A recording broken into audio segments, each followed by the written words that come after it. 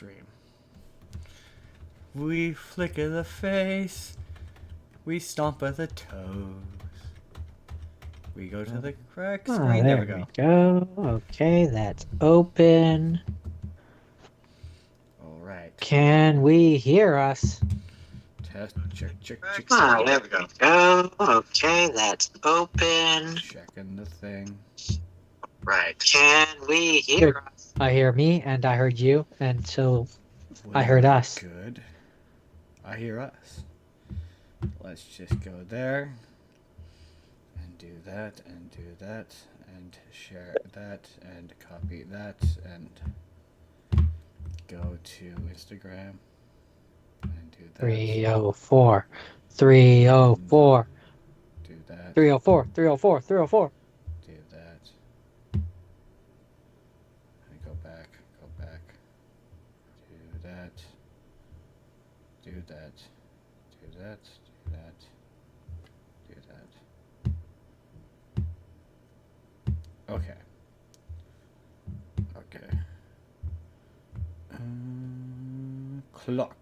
Clock. In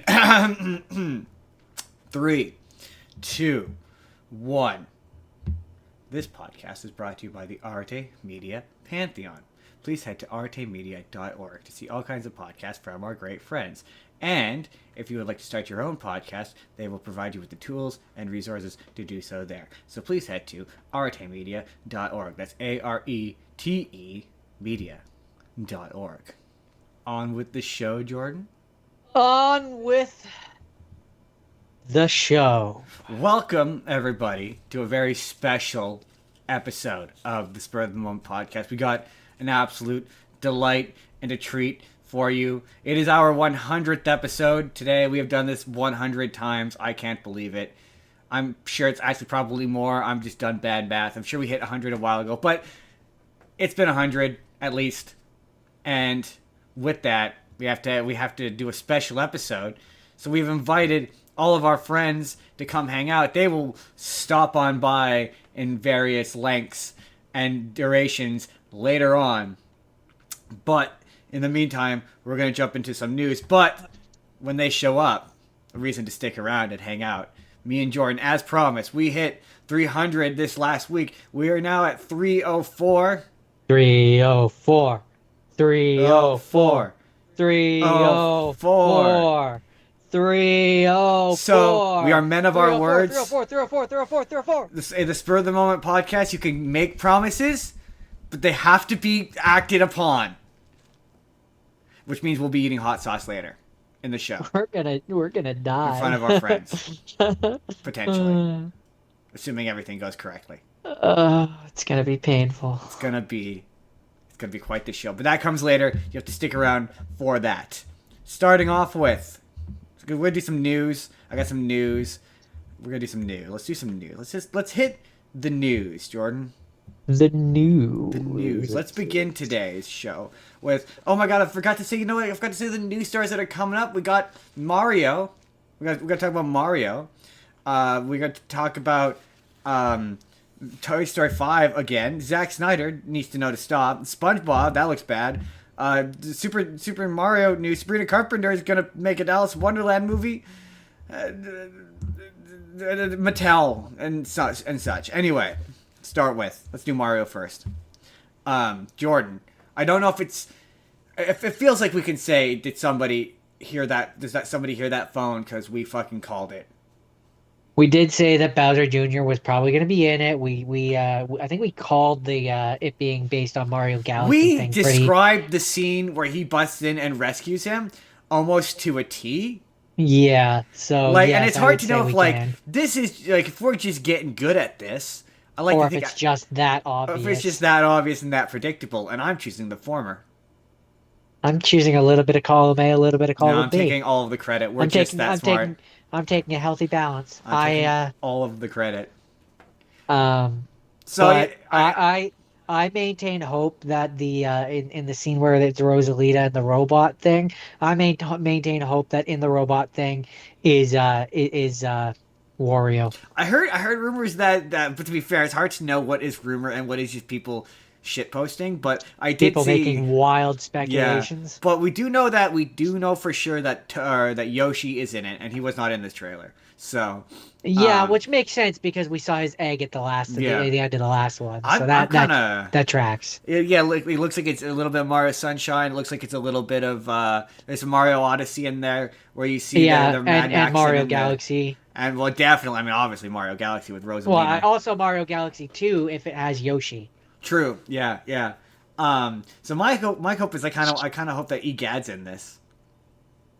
Yeah, because That'd be otherwise fun if Egad was in this. it would be odd to have Bowser Jr. with the paintbrush and not have it be some sort of reference. Right. You made a good point though, where you're like, I was sort of slightly disappointed that he sounded like Jack Black, which made me think that he's played by Jack Black, but he's not. He's played by Benny Safdie, who directed the rock movie that I talked about last week. Yeah, I think it's gonna end up being where when he's wearing that mask, he sounds like Bowser, So and that's that's what he not sounds actually like. what he sounds like. So that I Yeah, think is interesting. I mean, I guess think we'll find out. because I think it's supposed to be a reference or a callback to how in Mario Sunshine when he wears the thing he looks like Yeah, Mario. maybe. So in this I think it's supposed to be like a reference and a wink and a nod where when he wears the thing he sounds like Bowser. I still maintain we might see some Koopa Kids. I'm really hoping we might see some Koopa Kids. That would be I don't fun. think I don't think Um, so. And but because they have Bowser Jr., I think they'll focus on Bowser I Jr. love how Brie Larson is Rosalina. There's a really cute clip of Rosalita, yeah. there's a really cute clip of her reading bedtime stories to Yeah. I which like made that. me think of there's an artist called Freddie Reddy. He does a song that's basically the poem of Rosalina's backstory, and it made me think of that. I was like, oh yeah, right. She's like a maternal figure to them. You kind of forget that. Yeah, she absolutely is. Um, It and looks like fun. I mean, it yeah. looks She being really, Brie Larson apparently is really passionate about this because she loves Mario Galaxy apparently. interesting. It being set in galaxies in space does leave me wondering what sort of potential references to other franchises we might see in this movie. I mean, they're supposedly setting up to Smash Bros. that movie. Smash Bros. Movie, so this would be the place. I'm just saying. For darn I'm sure, just this would be I'm just saying. saying. No, I'm stoked for that. I am. It looks good. It looks fun. It looks cute. I really like. Actually, I really like Rosalina. I like how she's kind of a badass. That's really fun. Is it Rosalina or Rosalita? Rosalina, Lena with an N. Lena or Lita? Lena. Okay. Lena. Why do I always thought it was Rosalita? But now you've got me questioning myself. I cannot be bothered to Google it. I'm gonna Google it. So Jordan, Zack Snyder, he shared a picture on his Instagrammies from the DCEU. I don't know exactly what was in it. I think it featured the Jared Leto's Joker, and he It came is with Rosalina. Rosalina. Lina. It came with the caption, "He's just getting started." To which I say, "Bad, stop, no biscuit." James Sorry. Gunn. What is he just getting started on? His DC, it says Zack Snyder says he's just getting started after sharing a new DCEU pic. Stop. But Bad. he's been excised from Bad. it. We've gotten rid of him. James Gunn. We've- James Gunn, get out there with the squirt gun and be like, "Bad, no biscuit." What is No. What does he mean? He's just No. getting started. No, he's done. No. We've Bad. seen his version of events, and it got rebooted. Bad. He's out. He's out. You're out, Norman. You're out. He's out. You know how much he sacrificed, though? Apparently, Jordan. Apparently, supposedly, allegedly, they're making okay. This is another one of those. I'm gonna read you the title of the article, and then as I tell you what the story is, point out the moment where you get progressively more disappointed. Okay. So the title of the article is "Knives Out Video Games." Sorry, let's try this again. Knives Out Video Game gives first look at movie spinoff. So you're like, all right. That's kind of interesting. All right.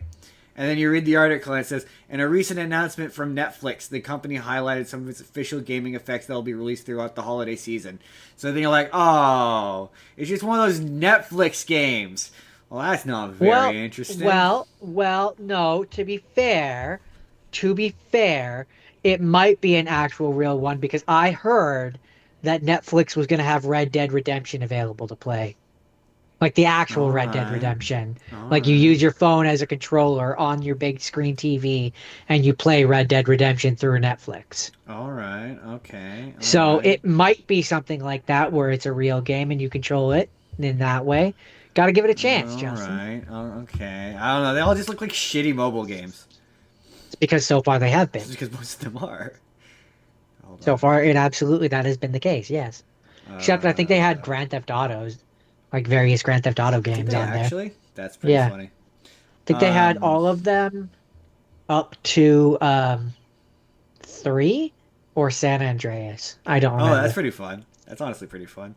So Jordan, that You know, the, the mobile port, the one the that you can get through the store. apparent. Sorry, you want to take a guess who you think is did we I feel like we talked about this already, but the bad guy in the big Lex Luthor Superman team up movie Man of Tomorrow. I think we talked about this. You said it was. It's not coming to me, but I guessed Starro. I think I You guessed did guess Starro. Starro, and I said it was Brainiac. Right. The obvious answer The obvious answer that I should have thought of that you immediately. should have Right. immediately thought of. Exactly. Yeah. Of course. Yeah. That Um, tracks. That makes sense. Jordan, let's talk about that SpongeBob movie. That looks bad. I was really hoping it wouldn't look bad. Like I thought that it would look like it had like a hair of effort put into it. Um, It but looks so cheap. I thought that when I saw that it was going to theaters, I I was know I like, was shocked. I was like, "What? It's I going thought to for sure. theaters? Yeah, I thought for sure it was going to be another one of those ones because it looks like one of those It looks Netflix like one of ones. those Netflix ones, exactly." Like I'm like, who?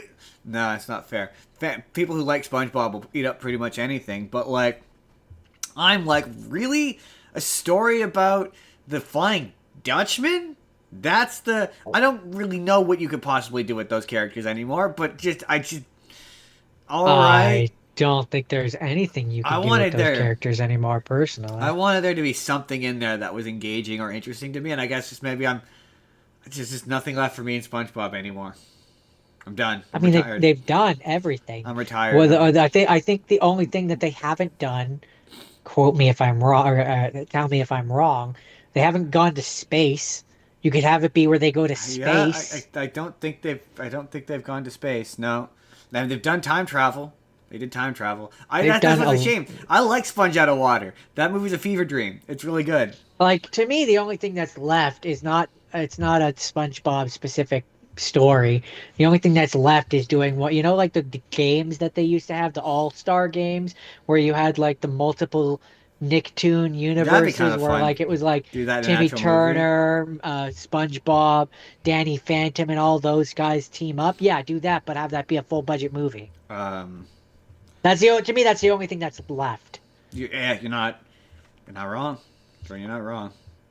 Um, so there's a really funny interview with Miles Teller, who said there's one person to blame for Fantastic Four's failure. I'm not gonna play the game because you Miles obviously know Teller, he wasn't in the new Fantastic Four. Fan Forstic.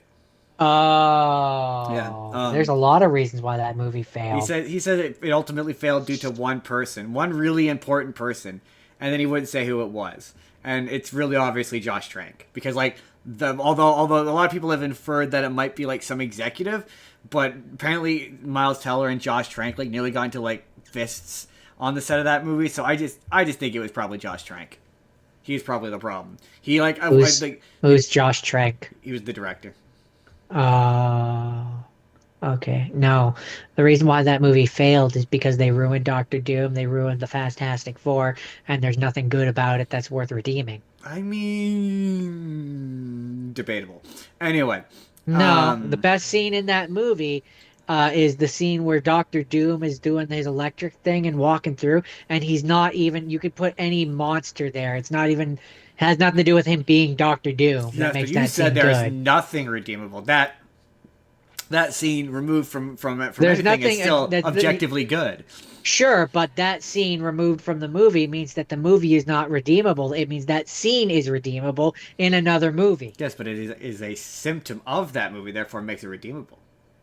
I'm just kidding. I No. think that movie's crap. It's one. There's one good scene in it. Is otherwise crap. Yeah. It's a bad movie. There's a lot of things that made that movie suck. I certainly do think the director the day before being like, "We made a good movie. You're not watching that movie." It was probably not a great move. Certainly killed his career in Hollywood. They tried to insist that it didn't, and he made like I think one more movie and then ultimately did nothing, which is a shame because he made Chronicle and that movie's good. That's the reason why he got Fan Forstic was because Chronicle was good. Fun fact. In fact.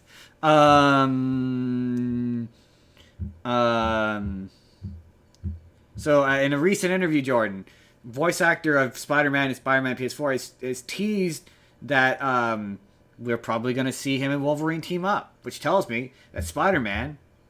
Oh, he says, he says, I don't think they've met yet, but I suspect that they will. They will team up at some point.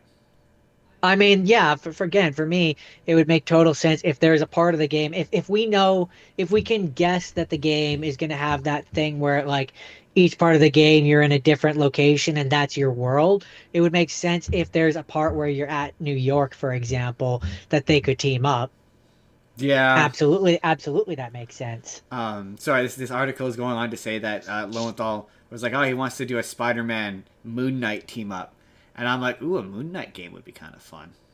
But like, I just don't I'd think play that. I don't think anything has really done a decent enough job explaining exactly. So what? He's like Batman meets Daredevil, although Daredevil's already basically so he's like Batman, but he's more than one. Yeah, that show did not do a good job of articulating exactly not what his really. deal is. He's not. I wouldn't attribute him to. I could see why you would maybe think to attribute him to Batman, but essentially, what I understand of his character is he is a ex-Marine who found Khonshu, the spirit or whatever, the Egyptian god. But he also has what is essentially split personality disorder, and he has three personalities.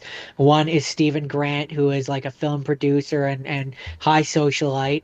One is the bruiser, and one is the military guy.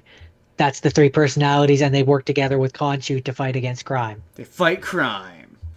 And so if they made a game, I think you could make a really fun game using Moon Knight where each of the personalities is a different gameplay style. That would be kind of fun. And it leads to different scenarios and stuff. I think that could be a lot of fun actually. That would be kind of fun. Especially if you bring Spider-Man into it. Oh, here's one. So I'm kind of stalling because my last few stories are ones that involve people who are gonna be here's opinions on things. Like, I mean, I might as well wait for a couple minutes here until Haley shows up and the Disney person can talk about Toy Story. I understand. So maybe we should talk about some of the potential future episodes that might be coming out for the spur of the moment, and we can drag our feet. No, it's okay. I got one more Superman story. Oh, okay. Never mind then. I don't think they've announced this yet, or if they're still just talking about it, or there's rumors about it. But like I understand why people hate this. I really do. But like I love it because it's dumb, and they're apparently gonna make like a true crime documentary style show, like where it's hosted by Jimmy Olsen, where it's about like true crime in the Superman universe, and apparently the first season is going to be about Gorilla Grodd. Huh. My only thing with that is Gorilla Grodd is a Flash character. Yeah, but that's just such a fun concept of like, yeah, it's basically like a Netflix documentary, but over the course of a season, like one of those mini true crime docs, but it's superheroes. That's fun. I think that's fun. What's interesting to me about that is that sounds very similar to what you and I kind of said about a police show in Gotham. Kinda, yeah. Or I'm like, yeah, like I like watching. I've been watching Godzilla for reasons that will become apparent later, but and I just love a world that is extraordinary but has to act ordinary. Oh, Haley's asking to join. Admit Haley. Haley is asking to join. Haley is entered the waiting room. Admit Haley. We're learning live on the air. 2 people enter the waiting room. Arte Media enter the waiting room. Haley is here. She is connecting. Arte Media is joining.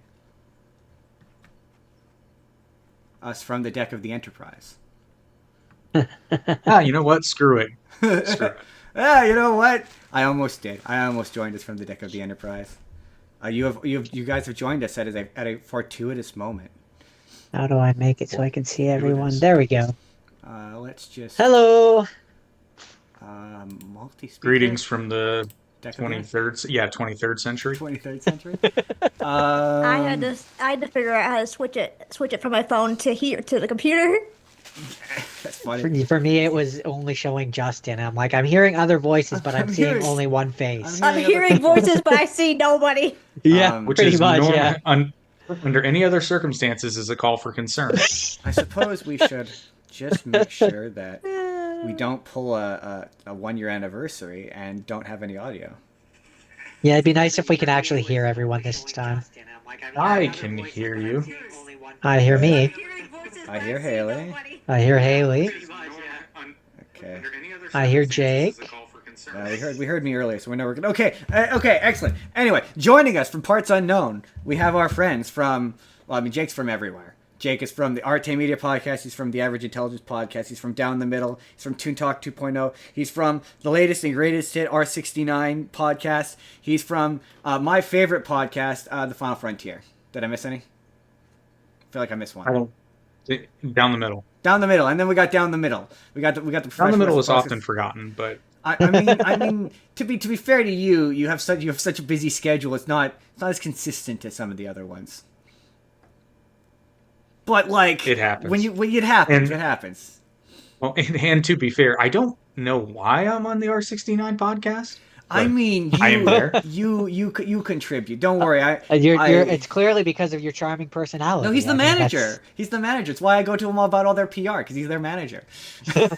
Oh, okay. That's just in light air quotes. In light air quotes. I'm the manager in the Dr. Evil sense of the word manager. Manager. And then obviously we have our friend Haley from the Party of Broadway World podcast. And we're going to have probably other people at other points drop in and out over the course of this. That's exciting. But I sort of cheated. I know I said no news, but there's a few news stories here that I think are funny that I'm curious as to what you guys are thinking. And there a couple of them are Disney related, so I just figured. What are you guys feeling on Toy Story 5? Did you see the trailer? Haley, did you see the trailer? What you feeling? I did, and no comment. No comment! Excellent! Perfect. Jake, what are your thoughts? I'm cautiously optimistic because when Toy Story 4 was announced, much like what happened to me with Back to the Future, I was a purist. I said it does after 3 especially, it doesn't need to be touched. It's perfect. And then 4 came along. It's not better than 3, but I mean, it's cute. It worked. I was okay with it. It made logical sense, and it's a new chapter, and they're touching on iPads and tablets finally. So I'm like, I'm with this. I have hope. For me, the best part of it was how, like, because we're nerds out here, yeah. And like we're nitpicky, and the best part of it for me was how the internet went, why is Woody back in Bonnie's room? It was so validating. It was the most validating thing I'd ever seen. It was a wave of people being like, all the people who were previously excited for this movie joined me and Jordan in like, wait a minute, none of this makes any sense. I'm just also, excited. I mean, it probably doesn't, but real quick. Excited. Oh, sorry, real quick. Critical Hit Training stopped by on our comments to say congratulations to us, and I wanted to call that out. I hope you feel better, buddy. You were feeling sick, which is why he wasn't able to join us today. Yeah. But maybe episode 101 we can have you on. You can be the first in the next batch of the hundreds. No. But sorry, I wanted to take a second and call that out. No problem. So go ahead, Haley. You. But I was gonna say, I just love the fact that Conan O'Brien's gonna be in it. There's so many awesome. I'm enjoying some of the cast. Yeah. Oh no, I'm thinking of Zootopia 2 with all Zootopia. the voice Zootopia acting. 2, yeah, has a lot. Yes, there's some peak voice acting happening in that. Michael Well, J. Fox. Michael J. Fox. Yeah. I mean, Like, Robert come on. Irwin. Come on, Robert Irwin. I saw Robert B-roll of Furwin. some of them. They were Robert Furwin. Loving a good pun. I mean, So they had good. me. They had me at Robert Furwin, but then Michael J. Fox. I'm like, How okay, can okay. Right, right. I Like, I love Michael J. Fox because he's self-aware. Like one of my favorite Michael J. Fox jokes is he did a show when he was a while after he was diagnosed with Parkinson's, where I just saw a clip of it where he's in a truck and the truck is shaking and he's just like, see this, perfectly normal for me. I was like, that's funny. That's good. That's funny. Only he can get away with that.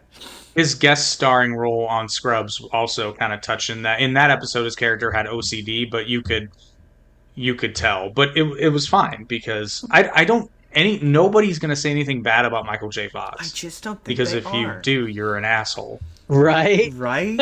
Right? Who And besides, would? what did Michael J. Fox ever do that was bad? I Spin City was good until he left. I agree. Well, I mean, I don't know. I mean, Charlie Sheen. Who's not loving a Charlie Sheen? I don't mean okay, that's fair. But it don't was like better Charlie when Michael J. Sheen. I mean, that's. I also don't now. fair. I used to. God, he used to be so funny, and now he's just. Yeah, he used to be Weird. better. He's weird. Okay, so if you've watched Major League or Hot Shots, you have to at least acknowledge that Charlie Sheen was at one time funny. I mean, I love Yeah. Platoon. I think Platoon. I is mean, phenomenal. I was a big fan of 2.5 Men growing up, Two so and a Half Men. I I love Two and I love Yeah. that show. I could never get into that show. I never did. Really? Really? I've seen some episodes. I just could never get into it. It hits a point in the later seasons where it becomes unbelievable that, Oh, that this sponge of a man yeah. would be. But No, that show, it dies with Charlie Sheen. Yeah. Like his character, once his character leaves, Alan mooching off of what's his name, Ashton Kutcher's character. I can talk, guys. It just becomes irritating at a certain point for me. But Yeah. I watched clips of it in the later seasons where it eventually hits a point where they've written it where Alan moves out and moves in with the brother-in-law character, the one played by Ryan Stiles. Oh, And yeah, then, yeah. Ashton Kutcher chases after him. Anyway, that's Okay. I'm becoming the that's problem on sad. my own show. What's another? Okay, Haley sent me this. So I included it because I knew she was going to be on, and that was the author of Who Censored Roger Rabbit got all the rights back, and he has said that And I just wanted to mention it because, to be clear, as near as I can tell, he didn't get the copyright to the movie characters, just the book characters. But the book is very different. I can't imagine any of you guys have read the Who Censored Roger Rabbit book. Mostly probably just No. familiar with it's quite different. In the original book, Jessica Rabbit is still there, Roger Rabbit is still there, but I believe the baby is not. And instead of being movie characters, they're comic book characters. So when they get killed, they don't get dipped. Their speech bubble gets erased. And so that's what it's about. So yeah, it's quite a bit different. So I think you'll probably see a movie he said he's going to make a movie that's more akin to that. So like I don't think you're going to see like Who Framed Roger Rabbit 2 out of this, for example. He said that he was going to make a movie strictly called Jessica Rabbit. All about Jessica Rabbit. I imagine it probably won't look like the Disney version. But hey, who knows? Maybe Disney will let it because they're like, you know what? Money be money, yo. They are Disney, after all. Yeah, if they get their cut, they might be okay with Right? it. Who knows? If they get a I don't cut know. of it. Disney these days is kind of an all or nothing company. What's Yeah, ironic? you're not wrong. You're not wrong. You know what's really ironic? Just like a couple hours before this, I was watching the History Channel, and they had on Walt Built America. It went through. It's like a 6-episode thing where they go through his entire story. He's really. It's a fascinating story. It really is. I did Yeah. a biography on him in grade 5. His life story is so interesting. I can't believe they haven't made a good biopic. Now that comes with an asterisk. They have made biopics of him, but none of them are good. Well, because Disney's never going to sign off on you saying anything bad ever about Walt Disney. Pretty much like you've got the closest you've got to the Saving Mr. Banks, and that one's like he's a perfect chestnut Yeah, of a fellow. it makes him into a real Mr. Rogers in that one. Walt before Mickey was not That's the great. other one. There was like no real facts in it. It was all fantasized. Exactly. Well, that's an excellent point, because me and Jordan talked about this last week when we did True Stories. Jordan said he wants to see the fluffed up version of the person. He's not really interested in warts. What Well, do you for guys me, it feel? depends on the story, but yes, usually if I'm going, my point was more. Sorry, I'll speak for myself here. My point was more, if I'm going to a biopic, I'm not that to me that's different than going to a documentary. The documentary is the hard facts. That's I'm looking for the actual accurate 100%. That's what happened version of events. If I'm going to a biopic, that's the characterized version of events, and I'm going to it expecting that and kind of Yeah. looking for that. That was more my point. So That's yeah. true. Unfortunately, most people don't share that accurate view. Yeah. Like the bit of like where they said like Walt kept the mouse in his pocket always. That's not true. That never happened. That never mouse would be happened. dead. Yeah, the mouse would be dead. Because, like, okay, just And Walt would be bit several times. right, that mouse would not be happy. Mice actually aren't fans of being kept in chest pockets. They're not. No. No. He's not just going to be in there. It's like, oh, this is great. I don't They're want to very see the sun ever. Because They're very squirmy and very bitey. very bitey. Because in regards to Michael Jackson trailer, because Haley also sent me the Michael Jackson trailer, Ooh. and that movie, it got sliced and diced because Michael Jackson's family didn't want him to be painted in a negative light, and I found that with both Foxcatcher and the Rock one. Smashing Machine. Where the guys who that movie is about were involved in the making of that movie, so they cut out all the shit that makes that guy look bad. And to me, I want to see all the shit that makes you look bad. So I want to see I want to see Walt Disney smoking 5 packs a day. You know, I want to see the stuff that makes him look bad. You know what I mean? Like that's makes what him look interests me. human. Yeah, that makes him look human. That's a better way to put it. Speaking of like him smoking, in the thing I watched earlier, he smoked his whole entire life, and that's what ultimately killed him. And I know I knew that's what killed him, but I didn't know he smoked his whole entire life. Oh yeah, he was a chain smoker. Like he smoked like crazy. People forget, and Haley, I think you might be old enough to remember this, but barely, because they didn't start passing, at least in the States, I don't know about Canada, but in the States, they didn't really start passing those indoor smoking bans until, like, Late 90s. when would that have been? Yeah, like late 90s, early 2000s, because, like, I'm old enough to remember when you would just walk into restaurants, and sometimes it's just a cloud. Yeah, smoking or not yeah. smoking. We used It was Smoking or normal. not smoking. when I was a Yeah, kid, but I mean, there's no such thing as a non-smoking section. Yeah. Like, No, it yeah, doesn't no, exist. no, yeah. yeah, And I by the- remember. It's your proximity to the smog. Like, yeah, but pretty much. But Yeah. like people forget it, and it's easy to forget now because nowadays smoking's not super common. But back then, I mean, especially by the time Walt was coming up, like almost everybody smoked. It wasn't weird. It was. You were weird. Yeah, if it you was didn't. very You common. were weird if you didn't smoke. And weren't cigarettes really cheap back then too? 'Cause Oh it yeah, was like- yeah. It was before they started doing all the excise tax and the sin taxes Yeah. to try to dissuade people from smoking. Yeah. When I was Oh a yeah, kid, your smoking habit was probably cheaper than your eating habit. what was like I remember watching The Crown and being like, is this before they understood lung cancer was a thing? Because he was smoking. I was like, yeah. They didn't really recognize lung cancer as being a thing till like the 60s or something like that. And by the time That's when it that started. and by the time that they found his lung cancer, it was like far too late. He only had like 5 weeks to live. Yeah, well, that's why he stopped doing Mickey, was because his vocal cords couldn't take from all the smoking, because his vocal cords couldn't take. But he refused to be. You would never see. There's not a photo or a video or anything like that. But that's what I want. I want the biopic where like we're gonna talk. One of the movies we're gonna talk about is really ego driven on the part of Walt Disney, and that is the part that interests me. I'm more interested in the flaws than I am in the. In the case of Michael Jackson, he does Thriller, or he does the Billie Jean. I want to see his bad dad. You want to know You want to know the man, not the legend. Pretty well, yeah. But men are boring, legends are fun. I get it. I I get why no, they it's do not. it. Yeah, it's not that I don't. It's why I get why, like the Freddie Mercury But you're one. right. Yeah, but you're right. It depends on the person because sometimes you do want to see in a story like Foxcatcher, Mm-hmm. you do want to see the humanity of it, and sometimes humanizing a person can make the story worthwhile. But You're most not of the wrong. time, people want to see the legend. You're not. No, you're absolutely not wrong. Okay, I've got two more. I've got two more stories. One is specifically for Jake, and a little bit for Jordan. Not so much for Haley. Jake, I closed the page. Dang it!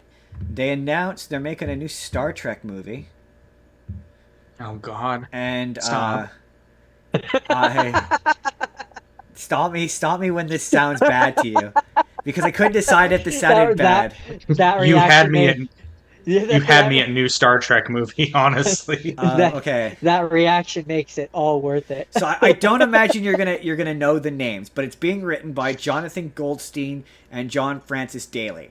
They're a filmmaking duo who have worked on the scripts for movies like Horrible Bosses, The Incredible Oh, I like Burt that. Wonderstone, and Cloudy with a Chance of Meatballs 2. And they also worked on the Vacation and the 2023 Dungeons and Dragons movie with Chris Pine. Okay. okay. I don't imagine purely from a script standpoint, based on their record, I can't imagine the film's going to be awful, but it's not going to be great. It feels like it's gonna have a comedic bent to it. Like that was what I would say. And that's so not to say you can never do comedy with Star Trek, as you can see on The Final Frontier. Oftentimes, comedy in Star Trek is unintentional, though. Right? But sometimes it's very much they're doing a punchline. Like they are doing jokes. More than Yeah, people the I Star think people Trek sit- recognize.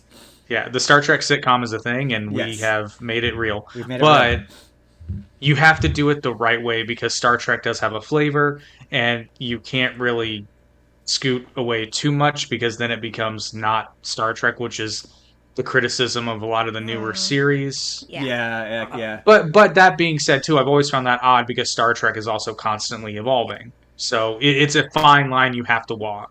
Yeah. Some Yeah, of the Because if you do comedy Star Trek, it's just the Orville, yeah. I was just gonna say. Okay, good. I which was is gonna say great. that. But we knew that I was love going to be the a comedy. Orville. Yeah. I love the Orville. Sometimes I like the don't- Orville more than Star Trek. I watched it. I watched a couple episodes. I couldn't get into it. I mean, It depends. It depends on which series you tried to watch because some are. I will admit there are Star Trek series that require a prior gateway because if you don't have the prior gateway, you're like, I don't know what I'm watching, and this I just don't have an entry point here. I'm always like the beginning, but that's always my stance on that. But I Deep recognize Space Nine. Deep Space Nine is a series that you can just start watching because what makes it great isn't necessarily the Star Trek of it. It's the Deep Space Nine of it. If you have prior knowledge of things like the Federation and all that, it helps, but because Deep Space Nine is also introducing a lot of new elements, so even if you're a Trekkie, these are new to you as well. I always go Kelvin movies, Kelvin timeline, because it's like those are nice, easy popcorn flicks that anyone can enjoy. Only the first one's good though, that's the problem. Well, I mean, I love Seth MacFarlane, so I thought I was gonna like the Orville. I watched a couple episodes, and I'm like, no. Oh, you're talking about the Orville. Okay. Yeah. That does take you gotta get into it a bit. The first episode, if you're not like fully, I think if you're not on board with his live action stuff, like if you really liked A Million Ways to Die in the West, you're gonna Which I really did. dig the I like Orville I like Or Ted. Ted. or Ted I or like Ted. Ted. Yeah. It's one of those shows where it you have to build your way into it to really get attached to the characters. Yeah. But like once you kind of here's what I'll say, without spoiling anything. There are some really solid episodes in the later seasons which just touch on subjects which you just don't see coming in that kind of show, and it does it in such a respectful and such a good faith and good natured way that it's hard not to sing the show's praises. Yeah, it is. Well, Yeah. Seth MacFarlane, at least in the Orville, is actually really good, or the writing team, I should get, because it's not just Seth, but he's a part of it. Yeah. They're really good at taking a contemporary social issue and twisting it so that it's unrecognizable, but you still know what they're talking about. For example, and this is actually episode 2 of season 1 where they tackle this. No, season 3. I'm sorry, episode 3, because 3 and 4, where they basically tackle the idea of transgenderism, but they do it using a single gender species that has biological anomalies. So for that species, our biological normal is abnormal to them, and because it's so flipped, they can explore that issue in a way that nobody can be like, because you can't say, oh, well, they're talking about, they're making a statement. They're not, because to these characters, it's a totally different situation, but you still get to comment on biological realities and things like that in a way that's not going to be inherently offensive to anyone, because it's a totally different example. They do that a lot. I was always just like, how did the guy who had one of his characters vomit for a full minute at the notion of hooking up with a transgender person make one of the most nuanced episodes of television about transgenderism in existence? How is that possible? Like, that's very impressive. Because Brian didn't know at the time. Yeah, fair. Welcome, Allie from Hello, Literature Allie. Andre. Hi, Allie. How's it going? I'm late, but I made it. You made it. No, you're on time. I was so happy to see a new long form video, I should say, posted from you. Yeah. Oh my god, yeah. Right? Long time coming. I enjoyed your murder board. That was awesome. My character board. Oh my god, it's still up. I can't take it down. I'm like, the only way I can take this down is when I'm ready to put up the next one. That's excellent. So keep it as inspiration.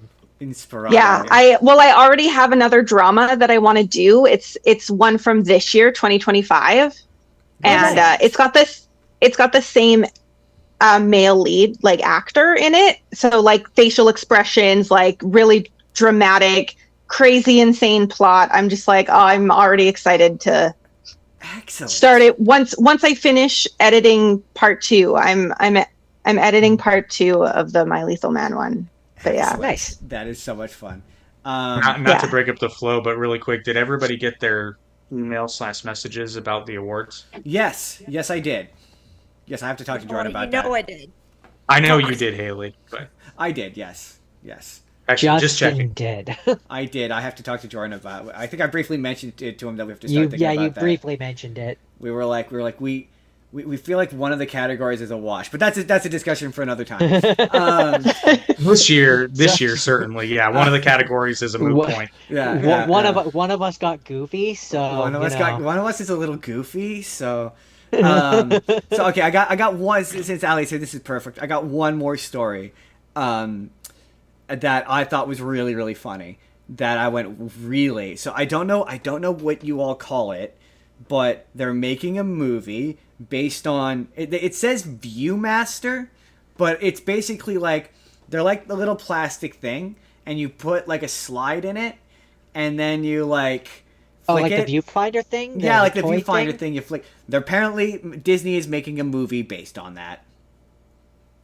Okay, that's random, but okay. In my head, why? What? They should just do They Live, where it just every time you look through it, you see aliens. Oh no! See, what happens is when you flip to a new thing, it teleports you there. Ooh, I like that. That's even better. Ooh, that's the only way I that. can think they can make a movie out of that. I need to talk to Disney now, because I'm like, I don't think you should do this. This is so. Disney. What kills me about Disney, though, is every time I start to lose hope in Disney as a company, they come out with a gem, and then you're like, okay, it's still in there somewhere. Name one gem.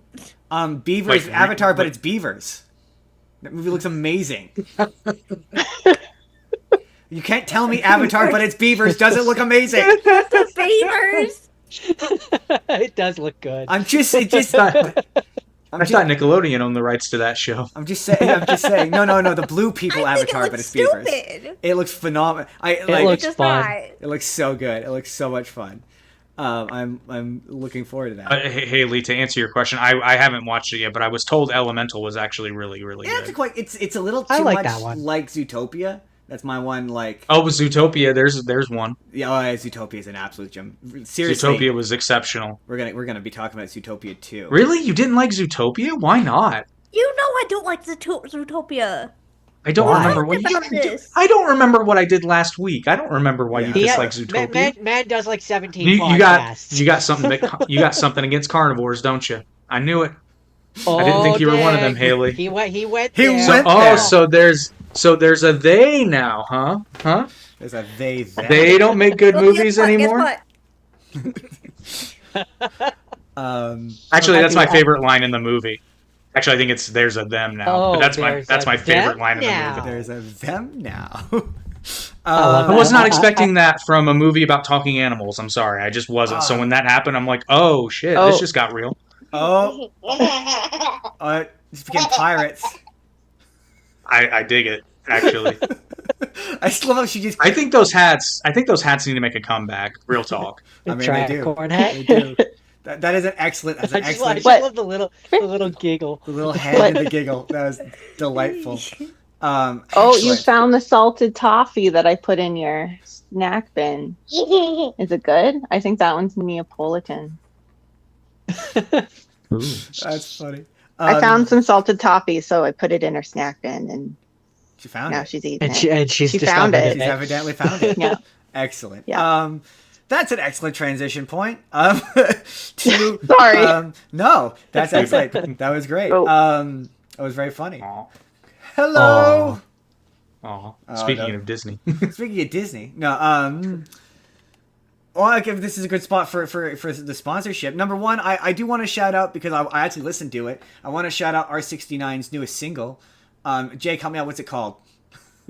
You Are Okay, and You it's Are good. Okay. No, It's actually good. I hate saying that because it sounds so condescending, but like I was expecting something a bit more metal. To be honest with you. no. That's the thing. R69 is not a metal band. It's very much if you like your mid to late 90s, not soft rock, but kind of like radio play rock. Absolutely. You'll Oh. love R69. Yeah, it's a solid chorus. I was really impressed. I was like, this is really. I think I texted you. I went, this is a toe tapper. Like this is Yeah, quite no. good. Yeah, you could check that out. They're all quite catchy. They are. Yeah. They So those are that one's on Spotify, right? Correct. Yeah, Yep. the full one's on Spotify. I listen to it on Spotify. I will put the Spotify But link in the. if you visit r69verse.com, you can sign up for a free. There are paid memberships where you get more stuff, but you can sign up for a free membership and you can get access to all the new music that's released, regardless of where it's released out there in the world. Because in the verse, you get it all. Excellent. That's good to know. R69 verse. Check that out. And then in each of you we did at the beginning, but we'll do it again. Haley's from the Party Your Broadway World podcast. Jake is from a bajillion things. Everywhere. He's from everywhere. Currently, he's coming from the. I'm gonna promote my favorite one, which is the Final Frontier, which comes out every Monday unless Jake is busy. Except last Monday. Except for last Monday, it usually comes out on Mondays. I'm a viewer and a fan of that show, even though I'm on it. I think it's funny. I enjoy the edits. The edits make me laugh. You're gonna love some of the edits because this episode on Monday is the first of many that will have our new running gag of "That's what she said" clips from The Office. That's what she said. That's what she said. And then she just joined us, but we have Allie from Literature and Laundry. She is currently doing a big breakdown of narrative breakdown. Did I do that right? Yeah, well, it's like a story. I cover like characters, plot, and what's going on It's really cool as I explain the story. and really detailed, and it's on. I did With- I did with- get into pretty big details. It's a deep dive. That's Deep what we dive, do that's the word. on this channel. That's It's the a word. deep dive. It's a deep dive. No, and they're fantastic because I love deep dives and it makes me feel smarter after I listen to it every time. I see. What we do here is a surface level dive. She does a deep dive. You Yeah. snorkel. Yeah, we snorkel. We We're snorkel. snorkeling. We're not getting into. You the snorkel. feelings Yeah. I scuba dive. I go right down into those caverns, into the nitty gritty. One is I less mean- dangerous than the other. I mean, I can't do a deep dive. I don't have a pointer stick. That is So true. I don't have a pointy- murder board pointy with stick. with Oh, lines pointing yeah. to. While I was planning it, I was like, you know what? This needs a pointer stick. And Everything is better with a pointer stick. No, see, we I'm don't hoping get in my new studio. Amazon just happened to offer me a 1 month free trial. I was like, it's all coming together. I hope to in my new studio to have, actually now I'm going to do it now because I know how I can do it. I hope to have a board and a pointer stick that I can now do deep dives when I feel it's necessary. Point to the board. Just point to the board every time you need to make a point. I don't think it's going to be as good as Allie's though, because that was solid. It's a solid board. I mean, you respect the board. See, we only get deep when it comes to misunderstanding or making fun of a thing. Like I recently watched. This is a look to the future, something me and Jake are doing. But I recently watched Godzilla versus Ghidorah versus Mothra. Mega Battle, I think is the title, where Godzilla is the risen spirit of the victims of the Pacific War. Come back to Japan to remind them why they occasionally need a Godzilla. Right. Okay. See, I really like that one. I do. He made that face when I said it to him, and it has the distinction of being the one where King Ghidorah goes babyface. He saves the guy. It's a weird. It's a twist. But King Ghidorah is the bad guy. Not in that movie. He's not. Heel turns or face turns are everywhere. They're everywhere. It's a real bad. And then of course you got Mothra. Godzilla is wrestling. Who's a good guy until you take her peanuts. That is a joke for one person. That is a joke for one. Okay, okay. I have to explain that joke. Okay, I have to explain that joke. So Mothra in the Japanese in Godzilla has little twin sidekicks who in the original version were played by a Japanese band called the Peanuts. Oh, okay, that's random. And you say you don't do deep dives. I happen to learn it because one of the things there was a Reddit thread that was like they got to stop taking Mothra's peanuts, and I'm like, I don't get this joke. I need to get this joke. Anyway, that was the original twins though, right? Yeah, it was the original. The original twins, ones, yeah. Yeah, and then they get progressively. I don't know why they recast them. I don't know. They're apparently quite a famous Japanese singer. They are. That's why I don't understand. And from what I understand is they were down to come back again, but for some reason Toho's like, nah, we're gonna recast because they probably wanted like $1 more. Probably, yeah. It was the 1960s and 70s. It was money and sexism. It was likely money and sexism, or the combination of the two. I mean, that still goes on. Was probably money. Knowing Toho was probably money. That doesn't feel like that was exclusive to back then. I mean, it's still. No, this is true. This is true. Okay. So well, nowadays they just take one person that's not a twin and CGI double that person because why not spend an additional $300,000 when you can just hire twins? Because I mean, yeah, this is not true. Oh, that actually, real quick before we move on, no, we'll leave that for another time. Let's get on to the actual main topic proper. So, for the 100th special, our 100th episode special, I was like, I'm just gonna throw it out. I'm gonna throw out the whole thing, and I've invented a game I call Yes or No. And all you have sounds to do, complicated. All you have to do, this is real easy. Okay, Jordan maintains it's complicated, but I maintain it's not. So this is all you have to do. Me and Jordan have curated a list of 10 movies that we feel you probably have never heard of. If you have heard of it, you are welcome to fill in any details that we have left out to decide whether or not the other people want to say yes or no. Now, you could choose not to fill in any details if you want to say no and let me or Jordan absolutely flounder. But the only details that you are allowed are the details we provide. Now, if you need additional details, you just raise your hands and be like, question. And then at the end of it, after me and Jordan have finished our descriptions, I will ask all of you, yes or no. And then... Yes or no if we've seen it? You've seen it? If you yes or no, and your yes or no could depend. It could be, do you want to see the movie? Does it sound interesting? Have you seen it? Okay. It's a game of, now complicated. It's a game of the rules don't matter. I'm with Jordan on the this. The rules are made up. The rules are made up, and it doesn't matter. It's basically, yeah. It's basically basically we describe it, and in your head canon reason of whatever the answer to the question of yes or no is. then you say yes or no. It's different for every person. So for Allie, it could be, I've seen this movie, and she would say yes or no. Or Haley, it might be, this movie sounds awful. It Yeah, would this be movie yes sounds like or dog no. shit. You'd be like, no, big no to this dog shit movie. Or and then we explain Jake's our question. yes or no. Jake's Then- question could be, "Oh, this is a movie that I could make a deep dive about and spend an hour and a half talking about this movie. Yes or no?" You know, everybody's different. Or I'll This is just why have Jordan- AI do it. Jordan's my co-host. He's going like, yes, that's exactly the idea. And if you're like, in Haley's case, you're like, I never want to see this bad sounding movie. You just say no, and you can either explain So it. it's like Pocahontas, Princess of the American Indians. Yes, you know what's really funny? That's my favorite episode, by the way. That was the part- It's mine too. that was almost in this, but I think I have one that's better.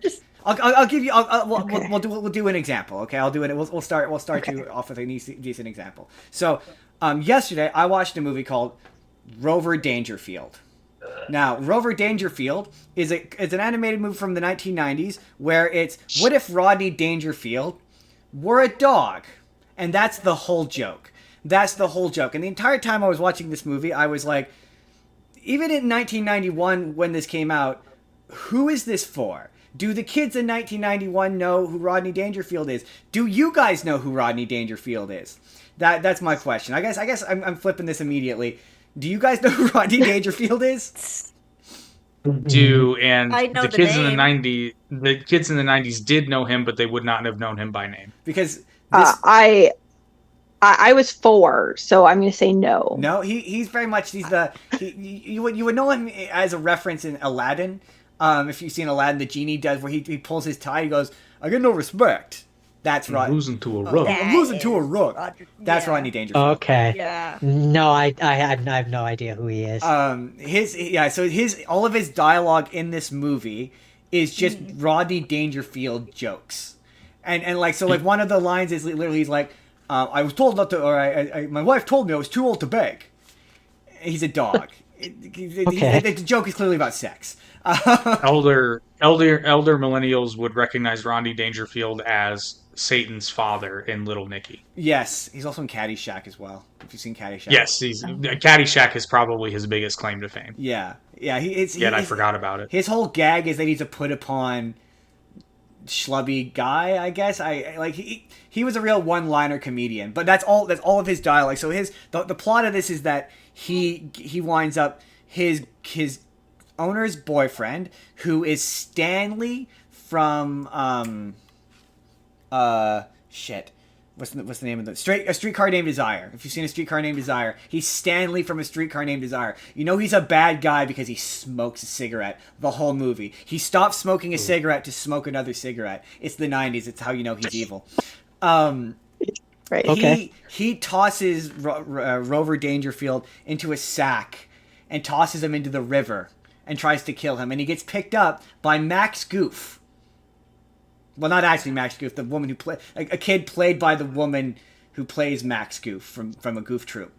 And he falls in that Max Goof. He falls in love with a dog on this farm and has to learn to blend in the farm. And at one point, a pack of wolves shows up to eat the goose, which they're gonna eat for Christmas dinner, but who is anthropomorphic. So you feel guilty about her imminent death. And they get attacked by wolves, and she dies. She gets killed.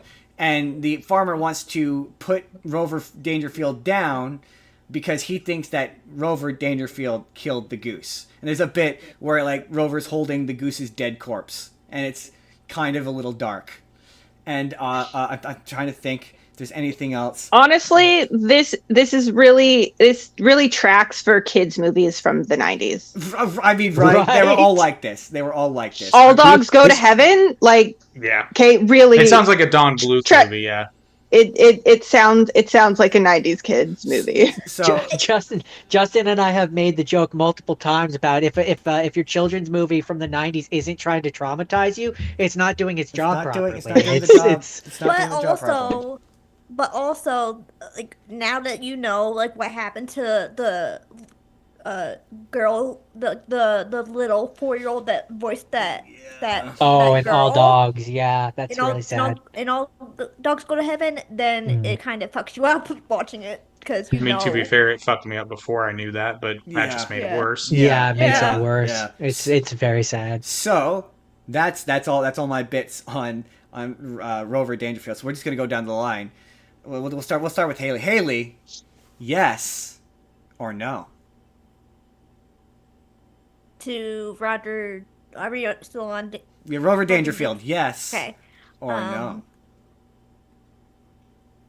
I'm gonna say I know. No. No. Okay, fair enough. Jake, yes or no? This is a hard no because the plot to this movie and the elements in it just sound like the Disney version of the biography of Christy Nome. Ooh, I can see why you would say that. And It was giving me that vibe throughout. It was. Allie, I prefer your story, and the goat gets it too. and the goats gets it too. That's the sequel. That's the sequel.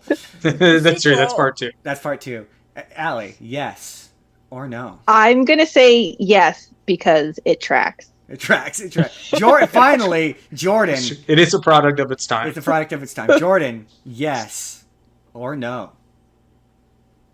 I think I'm gonna say yes, but with an asterisk of for this show. For the for the Yes, show. Okay. for oh, this no, that's show. that's totally Make fair. it work. Yeah, Yeah, make it a job. Yeah, make Yeah, it part of yeah. your job. That totally makes sense. So that's it. That's the basic premise of yes or no. Okay.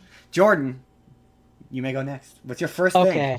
Okay. So we're gonna start with an old anime from I think it's the 80s, 83. It's called Protectors of Protectors of Universe. And whoo boy, this was an experience. So I'm so glad. Protectors of universe. I'm Protectors Love it. the of internal universe. happiness in my soul right now. So feel free if I miss anything. Feel free if you want to throw any additional information. But I had to watch this twice because the dub was so broken. I believe it's originally That's so kind. That's the kindest way you could have described it. Jordan, you could be a diplomat. it's so broken. But I believe it's originally a Korean animation. So the general plot of it is basically there's these bad blue people who look like Yondu from Guardians of the Galaxy. And they have a leader who looks like Cobra Commander from Yep. G.I. Joe. He straight up looks like Cobra Commander. And he wants to conquer the universe. And then there's a robot who looks kind of like a Gundam. I said he looked like Voltron. He looked way more like Voltron to me. I personally think he looks like a Gundam, but I can see the Voltron It's like too. a merge of the two. Yeah, it really is. And then They Hold couldn't them, decide if you which will. one, so they just sort of like did both Both. together. Pretty much, yeah. And then there's they like fuse it to like a snake or a train, or I'm not sure exactly. It's a train. Is it a train? It's a train. It's supposed to be a train. Okay. And then there's there's And for Jake, think like late 80s anime, or even late 60s to 70s anime. really cheap. Like really cheap anime. Like really cheap. And man, it's just a lot. There's a lot of scenes of the robot flying for one thing, so that's like just a good chunk of it. There's the blue people really do. Once I noticed it, I couldn't not notice that they look like Yondu from Guardians of the Galaxy. They have the orange stripe down their They got forehead. the orange stripe down their forehead. Pretty hard and to everything. ignore. Yeah, and it's just an army of them. And yeah, it's just they go there. They fight against the army of blue people. They defeat it. At one point, there's an evil lady who looks human, and she's amongst all the blue people, but she looks completely different than them for some reason. And she takes over, and then the blue Cobra Commander is like, I learned that I shouldn't have tried to take over the universe all along. and then also there's a part where and I have to describe it as random like this because this is just how my brain took it in because it was just chaos is the best word for it. The dialogue is there's literally a point where the one character's father dies and the Vegeta character is like, I'm so sorry that I got your father killed. Oh, oh no. And it's just That's so, such a great impression. like, That's exactly how it happened. Oh, I'm so sorry. I'm so sorry. And it's Justin, just, have you seen this? I've seen Who, me? bits of it. Yeah, I've Oh, seen have No, you? Justin. Sorry. not the whole thing. I watched because I kept as I was watching it, I kept sending him bits and pieces of it because I was just like, what? Yeah. Just So my question for Justin, is it similar to the delivery of the English dialogue in Godzilla versus King Ghidorah? Yes. In Of fact, the it is. American Yes. actors that are speaking Yes. English in no way, Yes. shape, or form. That Absolutely, that's Yeah. what it is. Yes. That's actually a thing I discovered in those Godzilla movies just where no acting whatsoever. None. well, where This- they're saying English, but it's like this must be what it feels like when somebody from another language hears them speak another language in an American movie. Because I was like, it's English, but not really. Like I don't like know. it's so broken. Well, Yeah. no, but here the thing that trips me up about that is they are American actors because their accents are correct, Yeah. but they're speaking English in a way. It's like William Shatner would raise an eyebrow to this delivery. Legit. There's moments where you're like, it's just the cadence. You're like, it's like the uncanny valley, or I don't know what it is, but you're like, this is wrong. I don't know how to Yeah. describe this, but it's People yes. don't talk this way. People don't Well, talk so- this way. In terms of this one, the best way that I can kind of attribute it as well is like, you know, when you see on YouTube, you see like they have people who dub over like the old Spider-Man ones, but it's like you've put the talk like the talkie parts together, and it sounds weird, and like there's just that part of your brain where it's like this is not how people talk. That's what this was, except it was an entire movie, and there's also just parts where it's like they say things that are just strange. Like there's a part in the beginning of the movie where this kid and his sister are tickling each other, and just it's weird, and what they're saying is weird. Yeah, and it's like, a lot like no I'm like- touch, please. No touch, like- please. like- Stop. Like what? Like It's weird. no. Don't like this. Don't brother and sister shouldn't hold each other like that. That's weird. Like, So it's- So it's the big green dub. Let that child Yes, alone. that's what the dialogue is like. It's like the big green dub. That is actually a great comparison. That is what yes, that's exactly what it's like. and so it's hilarious with how bad it is. But it's hard to It's follow. kind of, but it's hard to follow. So I had to watch it twice because the version that I had, for one thing, the video quality just wasn't very good. So it's like they're already speaking badly, and my audio quality is not great to boot. So it's like I was like, did what? Sorry, what? I should have sent it to you. Oh, yeah, that probably I- would have helped. You should have asked me. I could have ripped it and sent it to you. I own the wow. DVD. Oh, I you found actually it own the in- DVD. Oh. So I first heard about it from Masako X, Really? who did a review of it. Like this is like way like inception of YouTube times. And because none of his videos exist anymore. And then we were randomly at a Dollarama in the middle of nowhere in Ontario, and what was in their DVD bin but No. Protectors of Universe. Protectors of Universe. incredible. That's amazing. For, like, $1. And I looked at Matthias and he looked at me and I was like, Who made this movie?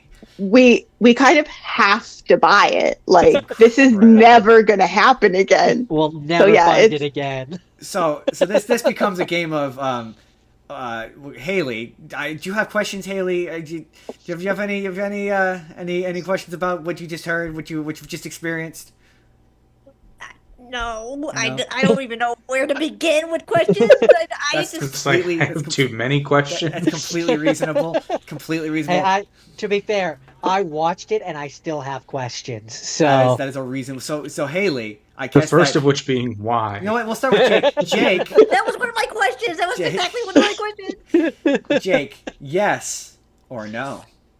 That's a hard no. A hard no. Oh That's a no. hard no. Hard no. Haley, yes or no? No. No. Oh no. 1,000% no, Oh, no. dog. I, no. you know what? I'm gonna say yes. I'm gonna say yes. I'm Oh, going dang. yes. I'm going yes. Well, Justin does like his silly, I like my especially his silly. unintentional silly. I'm guessing since you bought it for $1, Allie, that's probably it's gonna be a I yes. I own the DVD, so I have to say You yes. have Like to, you have to it's say yes. I have to say yes. It and also like it holds a nostalgia factor for me now. That's Yeah. completely. And- I understand. and- That's fair. exactly what you mean. Yeah, and also just it's just so bad. You have to appreciate Okay. how terrible like it, Like, it re- the level of bad is so bad. I feel like that actually takes some level of talent to be that terrible. So Like that took It- guts. That that's took it. guts to look at the Not finished just product and go. guts, not just It's guts, ready. but like if I were to try to voice act that terribly, I don't know if I could succeed because it's that bad. it's true. Like I think Okay. I'd have to try to be as bad as they are. I and would don't have think to I could. literally would. try so hard to talk and you couldn't replicate completely it. monotone the to- whole time and to not talk like this. not the like entire like a time. robot and Sounds like not you're yeah recording in a cupboard. sounds Do yeah they all sound No- like no California surfer inflection. guys though? No, some of them have like No Korean inflection. accents. It's really funny. No, that was the thing that always got me about like anime that was produced in the 80s and early 90s and then was brought over here in like the early to mid 90s was at least every guy character sounded like a surfer. You're not- Mm, you're not- They all no. talk In like this- this. In this one, they sound like or the robots, Brooklyn so- accent. Or the It was Brooklyn that or the accent, Brooklyn yeah. Or the accent. Brooklyn accent. No, my favorite, which I love this series, and I hear it's getting. Oh no, I don't hear. I know it's getting redone. It may have already been released, but Ronin Warriors, which this is. I watched this before I knew what anime was. It was another cartoon to me, but they all sound like they're from like Southern California. That's so funny. They're all like, "We've got to fight the evil." That's probably because they were. I mean, So- to be fair, yeah, that's probably true. So to wrap up Protectors of Universe, I suppose my final words would have to be: if you want to watch a train crash or like a car crash, like a really enjoyable one that you just can't take your eyes off that because you're like, man, this is gnarly with how bad. Then this is really the thing to tune into. This is the one. This anime gnarly. Gnarly. So, okay, so I had a different plan, and you guys talking about this wonderfully terrible animated movie has now made me change my plan. So my next one. Okay, here's the pitch. Okay, here's the pitch for you. Let me suggest to you an animated film about the life of Christopher Columbus, where he has an animated termite who sings songs and is played by Corey Haim. Oh, it And got bad. they travel to the new world where they run into an evil swarm of insects, and the termite falls in love with a magical fire sprite, and it's called The Magic Voyage. I don't think I'm going to find a trailer for this, but we'll see. See, It so would have bad. It's so existed on old VHS tapes, which is how I heard about it in the first place. yeah, that's 'Cause how yes, I've seen Justin, it. I have seen this movie, and I wish I hadn't. It's terrible. It's so bad. It's It's so- so bad. It's absurd on its face because fun fact about this film, and I say film very loosely, it's a collection of animation cells with mediocre Dom voice DeLuise. in this telling of the life and times of Christopher Columbus, Columbus believes that the world is in fact Cube. a cube, even though the film says that he believes the world is square, and then it fades and shows a cube globe So, Yeah. the script doesn't even know what its shapes are, but he discovers that the world is round because his termite friend eats the corners off of Because the termite friend cube, knows that the world is round for some reason. but it's still not round. It's still not round. It's just a cube with no corners. My favorite bit. That's a trapezoid. That's not a globe. There's the bit at the Still a beginning different shape. where we're first introduced to the termite, where he comes in, he sings a little song that's musically incoherent because it just randomly has a key change within the first 10 seconds, and you're like, what, there's a key change here? What is happening? And my favorite bit is where he starts to sing the song and he walks into a little cup or whatever, and you're like, whoops, and he walks back out again. He starts to sing the song again. It's the dumbest thing. Or there's the part where they're in the dream sequence and he's like, "No, don't go, come back, no." Yeah, in that there's monotone voice. There's multiple bits where it's clear that there was no dialogue in the original German version. His mouth doesn't move because his mouth isn't moving, and Americans think kids are dumb. So he's like, "Oh, it's a dream. I'm having a dream, everybody. Oh, she's going away." It's so bad. It's horrendous. So did you watch the second English dub or the original English dub? Second English dub. There's two. Yeah, there is two English dubs. Yeah, there's the second English dub there's Corey Haim as the little termite. It's got Dom DeLuise, and I think they're the most famous people in it. And it's very funny because there's several moments where they were clearly just told to ad-lib over top of footage. There's multiple points where... Sorry, go ahead. I was just going to say, this movie is literally like, if you were to ask early, not even AI today, like early ChatGPT-1 AI, hey, make me a ripoff of a Disney movie about Christopher Columbus.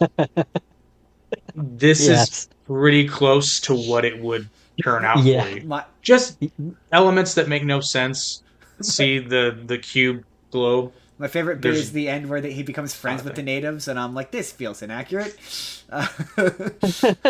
Yeah, but as we talked about in Pocahontas, this is fictional. I know, but it's really funny. He shows up looking for gold. The plot of it is there's the king of Italy, no, Spain, the king of Spain, who's got his little sidekick character who looks problematic.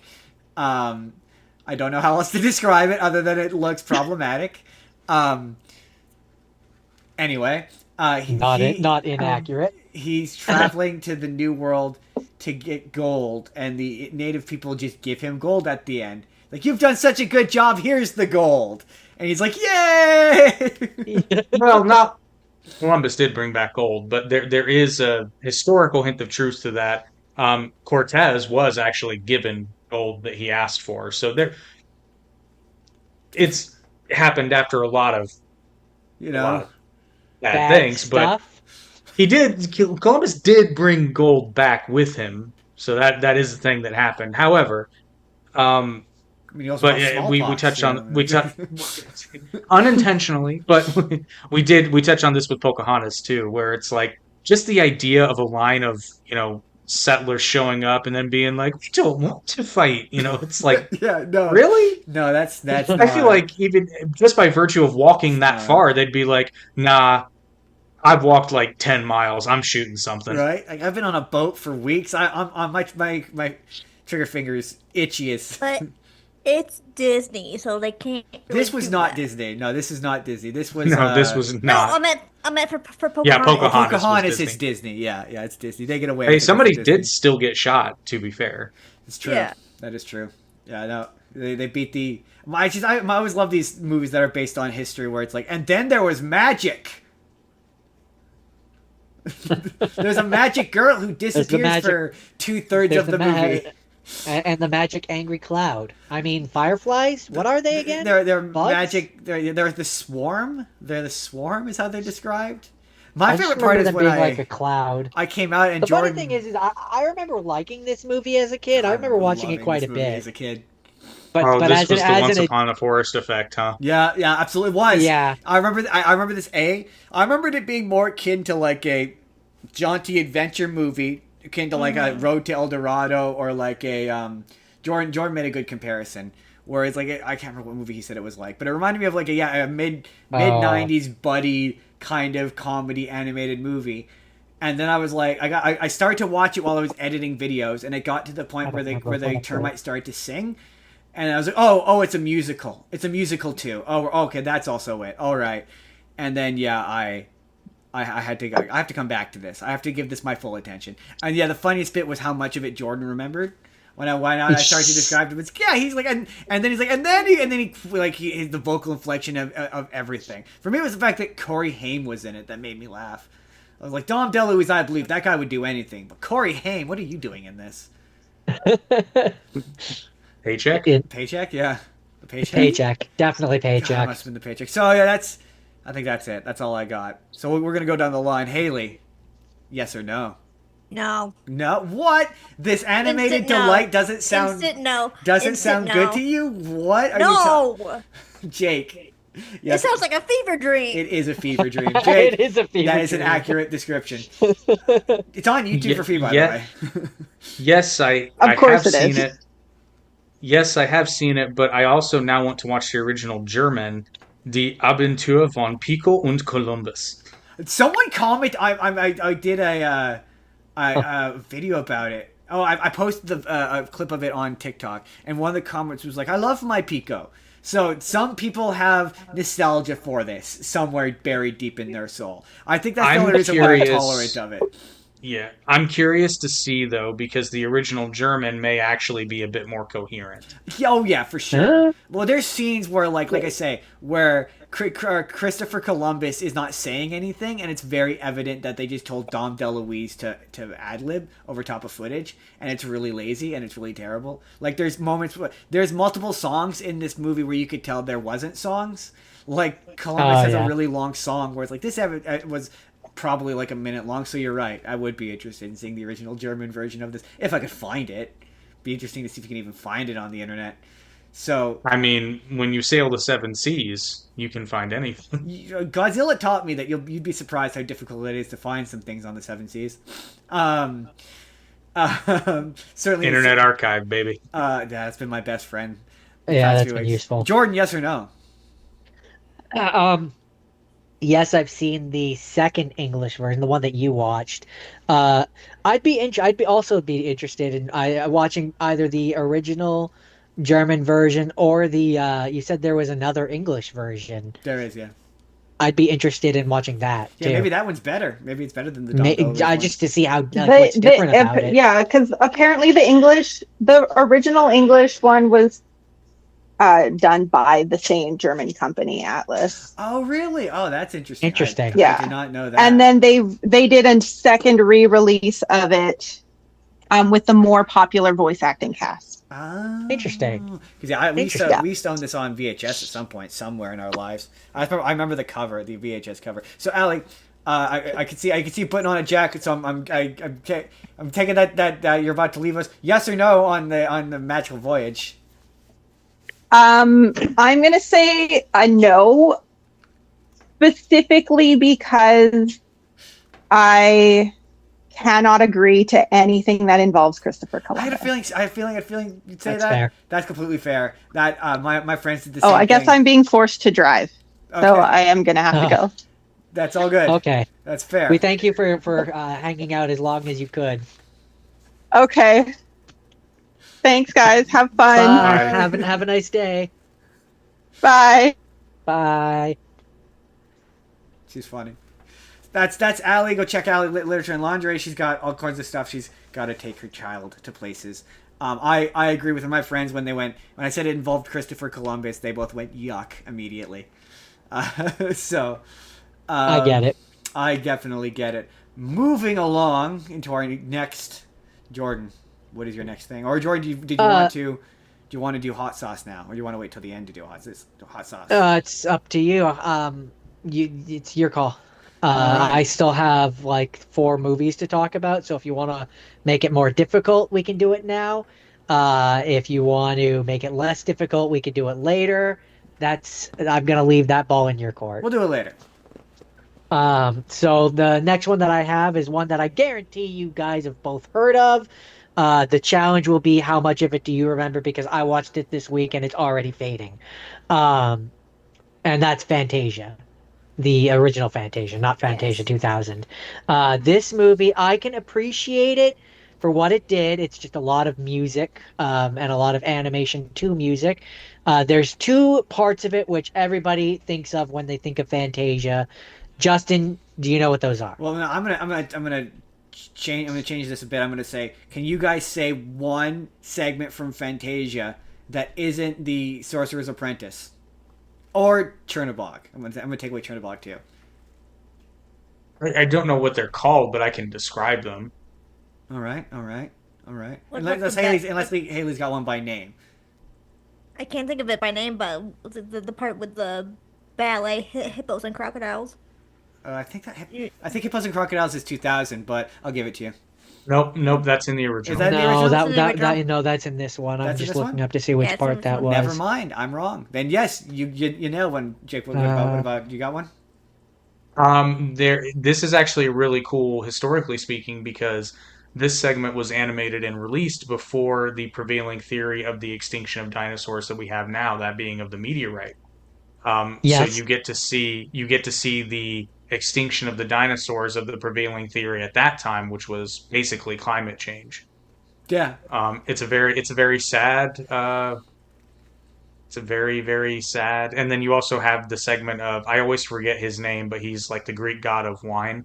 Dionysus. Oh, They have a Dionysus. Dionysus. Yes. You have a fun little stretch Um, with him.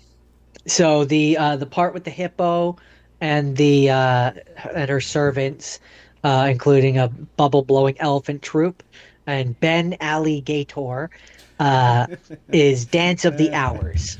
Into the hours, Um, that's what it is.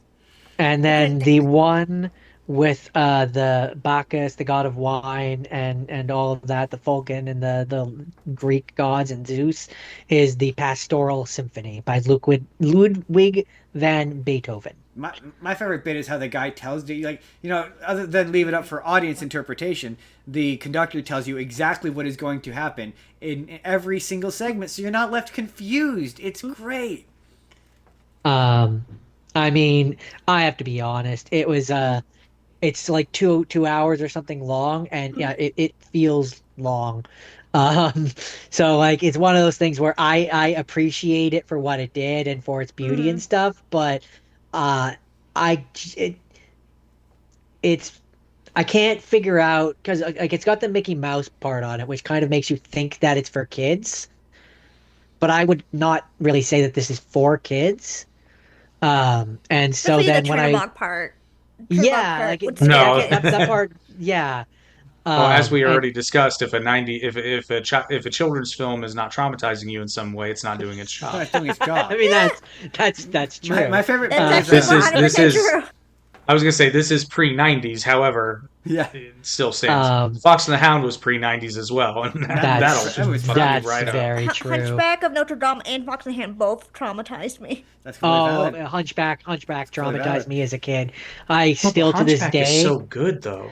Oh, It for me, is. it's the for It's me so it's good. the it is, and I appreciate it as an adult, but there is still a scene that I have to skip past because it makes my stomach it does that squishy, twisty feeling in my stomach that I hate, which is the one where it's right after the Festival of Fools where they've tied the hunchback down and they're pelting him with the vegetables and I hate that That scene. makes me queasy. And the uh Judge Frollo sniffing Esmeralda's Oh, hair, like, yeah.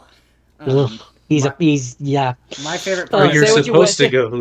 go. Yeah, that's where I appreciate that for it's like it makes me uncomfortable, but that's what it's supposed to do, so it's doing its job very well. My favorite bit of that is the bit where Mickey comes out and he tugs on the conductor's pants and he goes, I'm gonna leave now, and the conductor turns to the audience. He goes, sit the fuck back down. We know You that think Mickey's just because- going. You think you could just take because off? The mouse is going? You think just can because the leave? mouse No, is you gone, sit you your get ass to down. leave? Sit your ass back down. We got another hour of this program to get through. Come on, You're You're gonna not like going it. Let's watch some anywhere. critters die. right? You're gonna like it. My favorite bit is just how they need you to know that Walt Disney is responsible for Ugh. this, even though I doubt he animated a frame of that movie.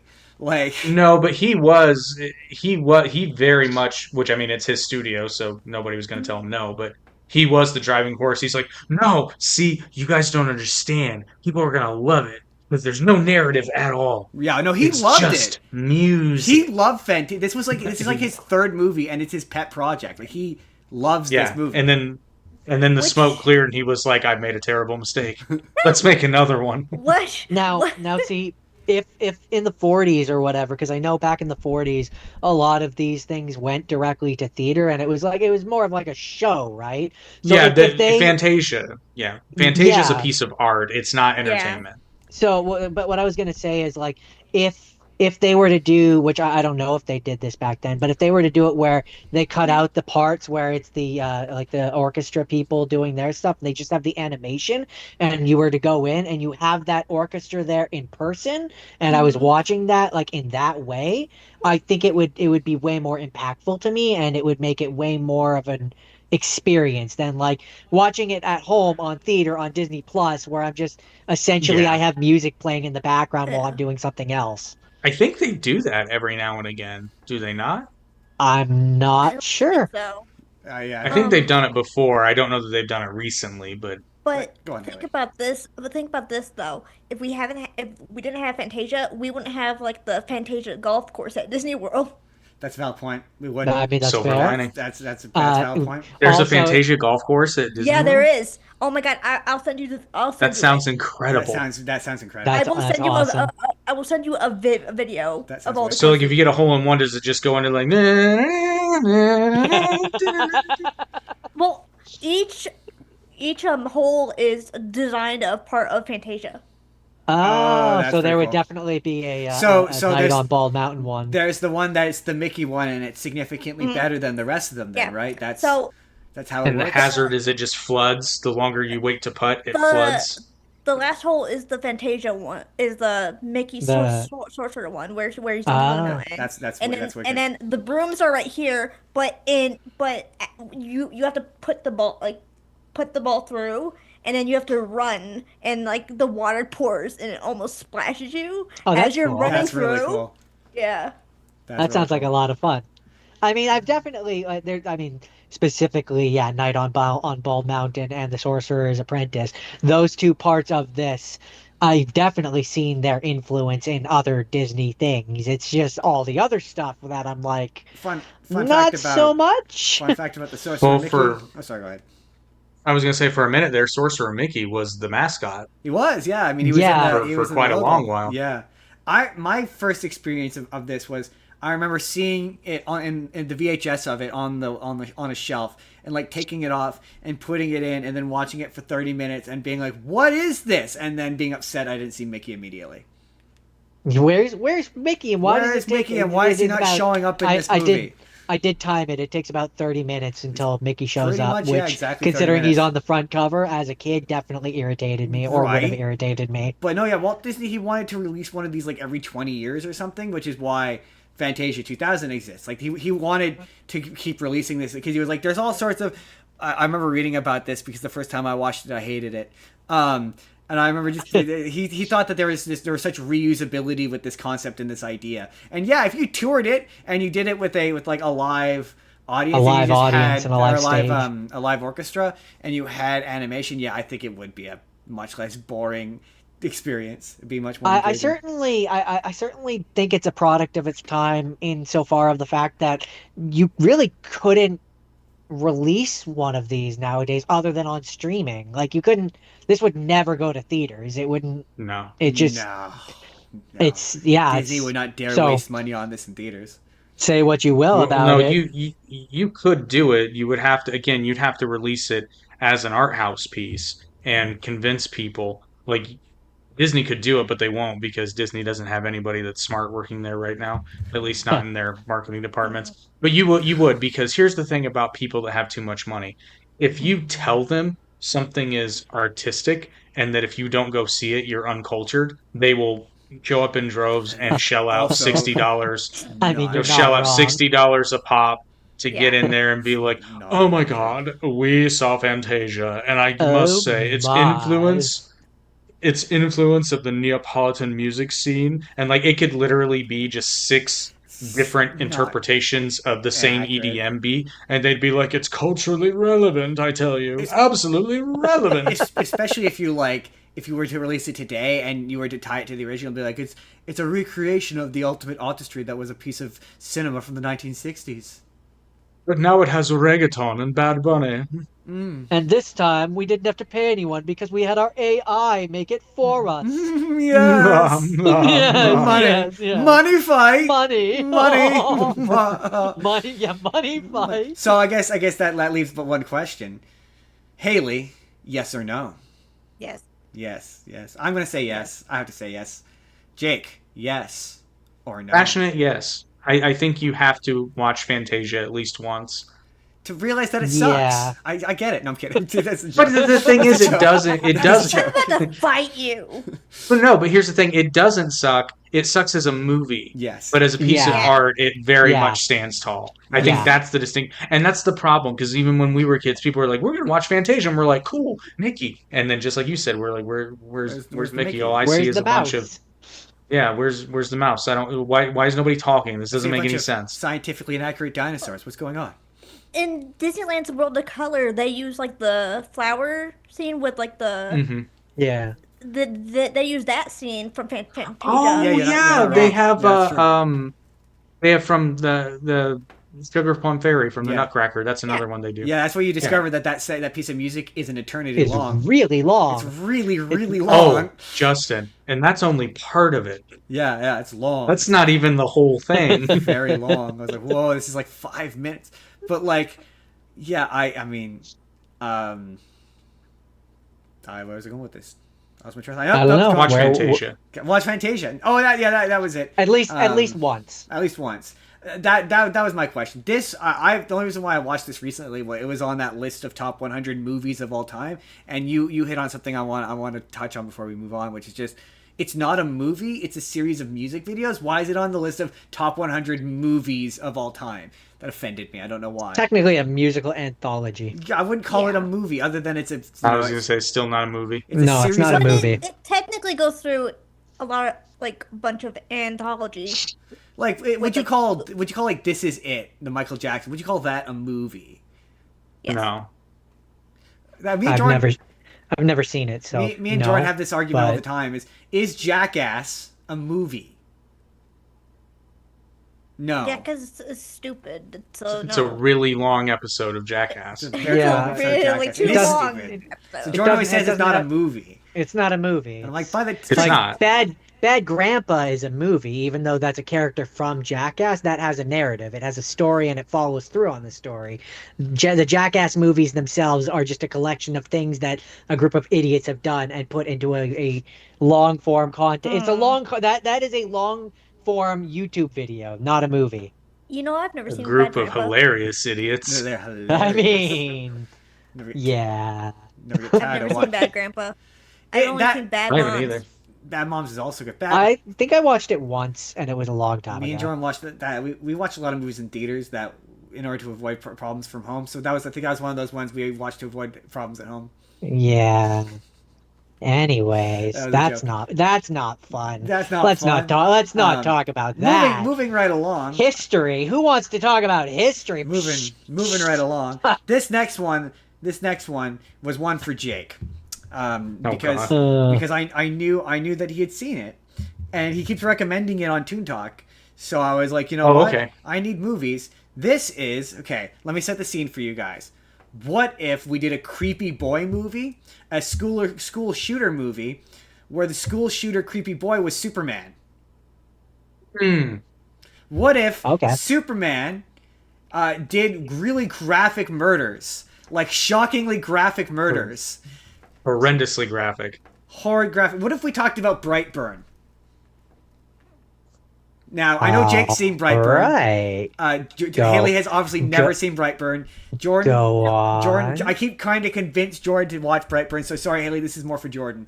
Jordan, you need to watch Brightburn because Brightburn is so good. It's written by So good. It's written by James Gunn's brothers, produced by James Gunn. And the thing you have to remember about that movie is it came out around Man of Steel.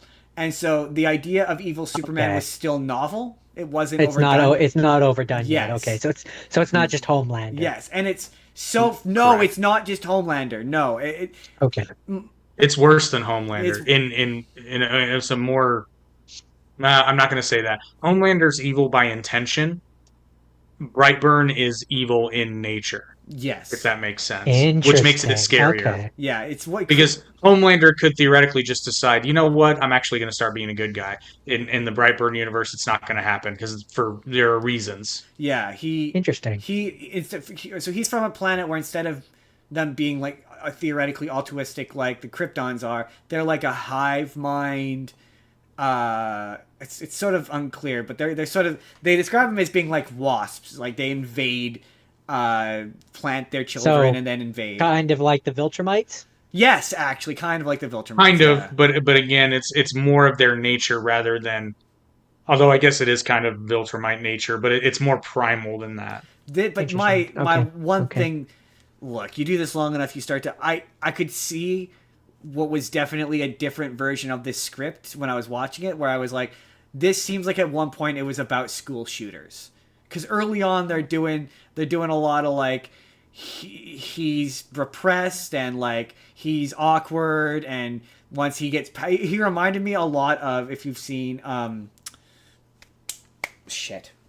Chronicle, if you've seen Chronicle, which is another what if a school shooter got superpowers movie, but where it's like, yeah, that's what they seemed like at one point he was maybe going to be older, like they because the notion of he goes through this in puberty and like he's a kind of a repressed kid who has gotten power and is misusing it, kind of conflict with each other for me a bit, if that makes sense. But it's brutal. It starts getting really scary once he kind of pieces together what's going on, and then just goes, "Fuck it." Yeah, pretty much. Him and the uncle. One point, his aunt. They try to lampshade it by having her say it, but his aunt is doing because sorry, I'm gonna go back. He turns 13, discovers he has Superman powers, and that he is from a species of planet, people that instead of being good guys, they're bad guys, and he has a crush on a young girl in his class, and she rejects him, and he crushes her hand during a trust exercise, and his mom like freaks out. Sounds like she shouldn't have trusted him. She was forced to trust him Yeah. by the teacher. So Ah. there's So also she a commentary she on didn't modern trust education. Yeah, a little bit. Where it's like, oh, everyone's like, there's something clearly wrong with this kid, and that's where I'm like, yeah, it does kind of give me a school shooter vibe, where they keep being like, oh, there's something wrong with this kid. They're like, nah, he's fine. It's just different. He's just sensitive. He's just sensitive. Yeah, exactly. And I enjoy. Ends up biting her in the end. Right. Well, I enjoyed that there is nothing redeemable about this kid.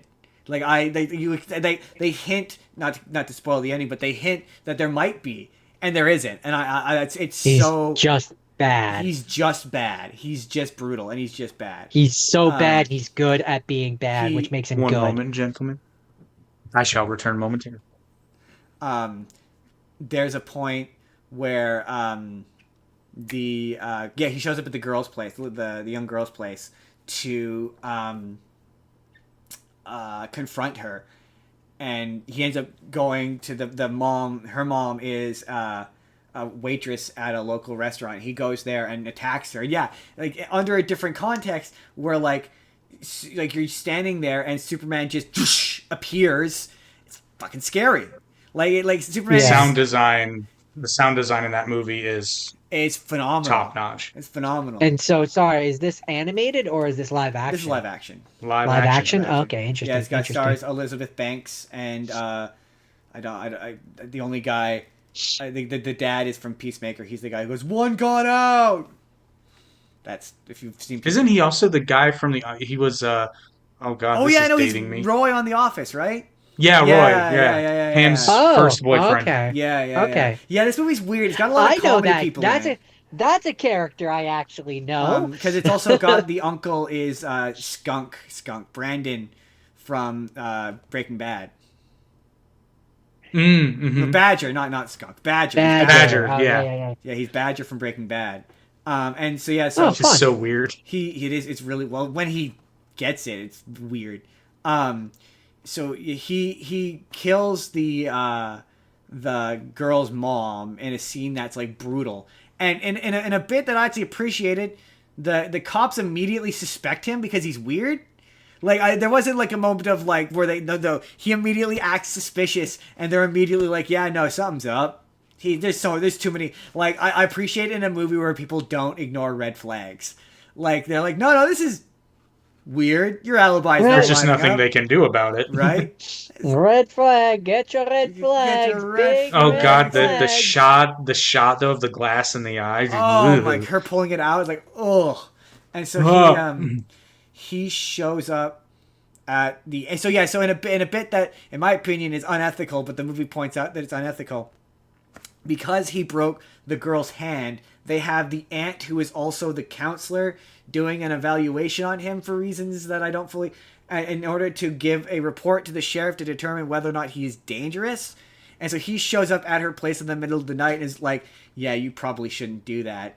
He's like, no, I'm going to do that. He's like, no, I'm going to just go ahead and suggest that you don't do that. And you think that he's going to kill her. And he actually goes after the uncle who is leaving the bar with the dad he's been drinking. And he like lifts up the truck and drops it. And the uncle smashes his face into the steering wheel. Like, poof! He crushes his skull in. And it is brutal. It's gnarly. It is gnarly. Like if you like bloody, gory horror movies, this is definitely in it. Yeah, Elizabeth Banks is really good. There's a bit at the end where she's trying to bring him back off the edge, where he freaks out and drops her. That's just again so good.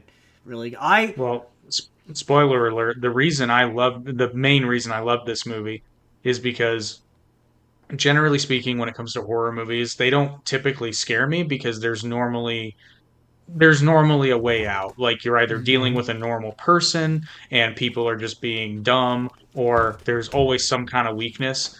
And I won't spoil it completely for you, but this character does have a weakness. The problem is that by the time the movie ends, the only person that knows about it is dead. Yeah. Oh, Yeah. I mean, Fine. I love the ending. I didn't recognize him the first time I watched it, but I love the ending with what's his face, Yondu, Michael Rooker, with Michael Rooker as like Alex Jones style shock jock radio host, being like, "There's a Justice League of evil things out there," and it's all just toward demented version. So there's like a fish guy, who half fish man who's Aquaman, and there's basically she tortures people with ropes. That's basically Wonder Woman.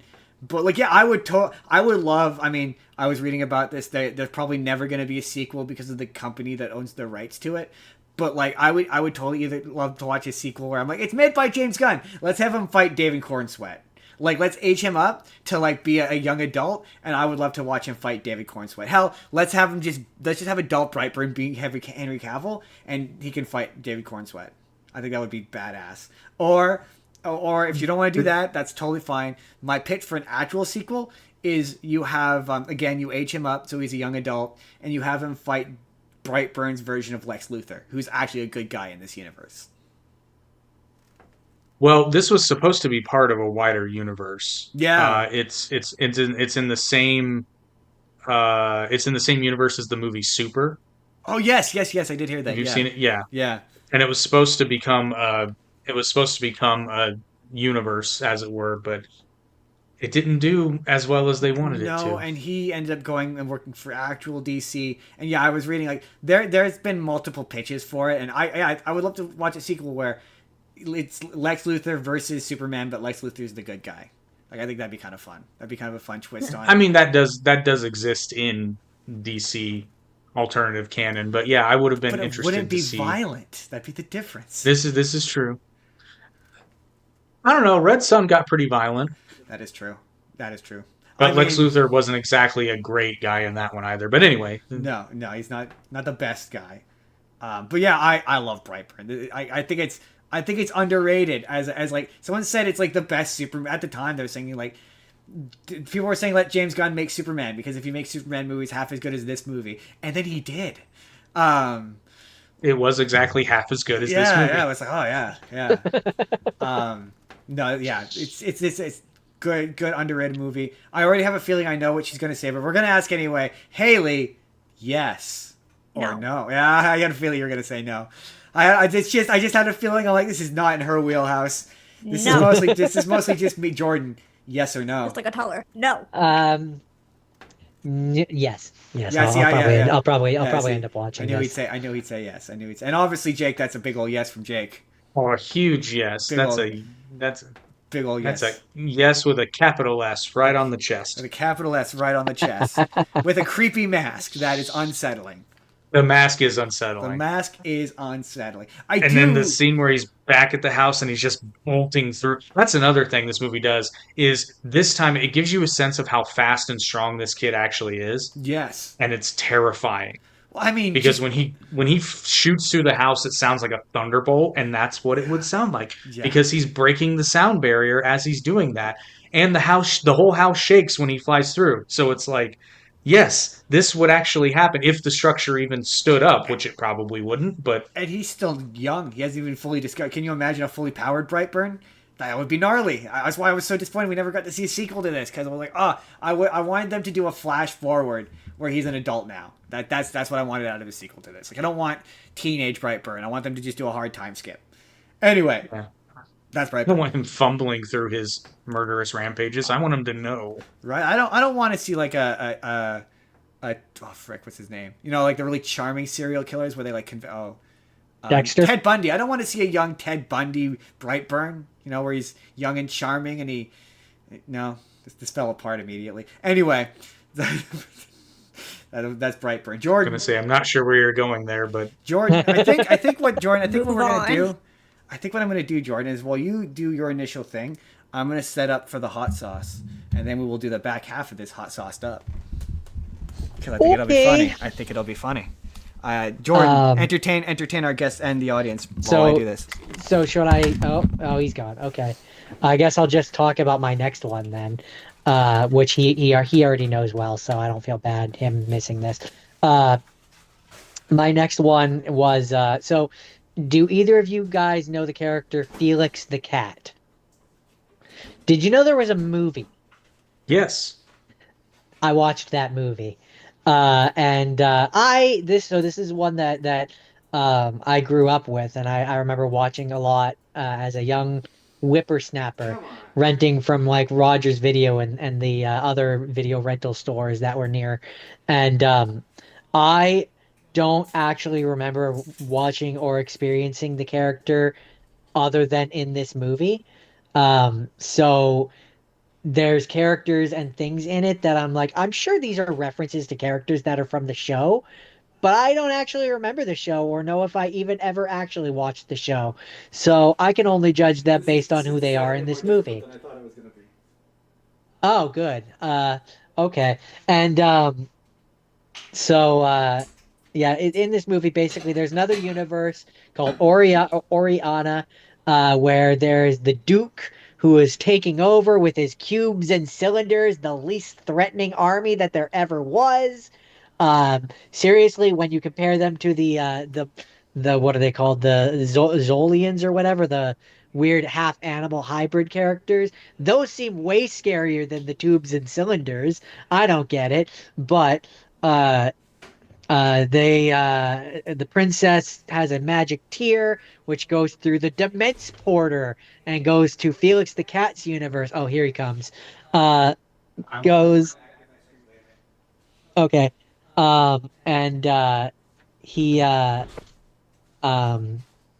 He ends up in their universe and helps her escape from the imprisonment that she is, and they end up going back to the land of Oriana, and they free everybody, and it's all a happily ever after.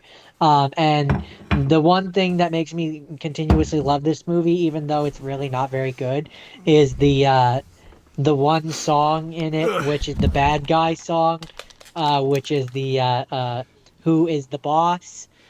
Justin, I've been telling them about Felix the Cat because that was my next one. It's a really underrated movie. And Wait, have they seen Felix the Cat? I thought excellent. That's surprising. Jake has, and I believe Haley has not. Ah. And I was saying how I actually don't think I've watched any of the actual show or read the comics or any of the other stuff. There was a show in the 90s that came I out around this time that I have vaguely no remember. memory of that, but I'll take your word for it. And the best part of this movie and the thing that I love is the song "Who Is the Boss" because I still have that song on my playlist. And it's way better than it has any right to be. It's true. That is But true. Especially the soundtrack version. The soundtrack version actually slaps. It's actually quite it's good. actually got quite good. some solid saxophone in there. And some electric guitar, Yeah, and it's for Haley, it's a solid animated flick from the 90s. It hasn't aged badly. Is the thing that constantly surprises me about that it's movie. pretty good. It looks good for a not Disney movie from the 1990s. for a straight to VHS, like straight to DVD VHS. Yeah, he's like Mickey. movie. He's got a magic bag. He's fun. You'd enjoy that. It's definitely within your wheelhouse, I'd say. Yeah, I think you would. Mickey, early Mickey, like Mickey. Steamboat Willie Mickey, where he's mischievous. Well, he's from that era, of like old school rubber hose kind of cartoons. And it's a lot of fun. It's a lot of fun. So let's do it. So Justin, you're Pardon gonna me. tell them what sauce we have? We have to ask first, regards to Felix the Cat. We have to ask Haley, yes or no. Still no. Oh, No. we're gonna get a yes That's out of it. Haley yet. It's a shame. No, you won't. Jake, yes or no? Yes, I have Cool. seen it, but it's been a while. But I did own this when I was very young and watched it a lot. Same. Okay, so before we move on to my next thing, which And is Justin, yes or no? oh, for me, yes. Obviously, yes. I love this movie. It's a beloved childhood staple. See, the name sounds familiar to me, but no, I haven't seen it. I You think you'd know Felix the Cat if you saw him. yeah, you would absolutely Yeah. know it if you saw it. But like the professor or whatever character, they're from that 90s show. That's where they come from. We were gonna do this at the end, but I've decided let chaos reign. Let's do this now. Me and Jordan, we hit 300 subscribers, and the Spur of the Moment podcast is about we make our promises and then we keep them. And we promised that we would we would eat some spicy ass hot sauce. So Hold it against your white shirt. I've Might got show it better. Melinda's ghost pepper hot sauce. 1 million Scovilles hot sauce. We were Boot Jolokia ghost pepper hot sauce. I was gonna do Carolina Reaper, but it was black cherry, and I just don't like black cherry. So I've given Jordan's got his little thing of nuggets there, with an absolute pool and a little bit on one, so he can, if he wants to go for a second one, very bravely. I'm gonna just take this and I'm just gonna pour the shit out of it, just like that. Just, oh my god, that's too much. That's entirely too much. Okay, Too bad. You gotta use it now. You made your promise. That's what it Too looks bad. like. Okay, here we go. Too bad. Oh no. Here we go.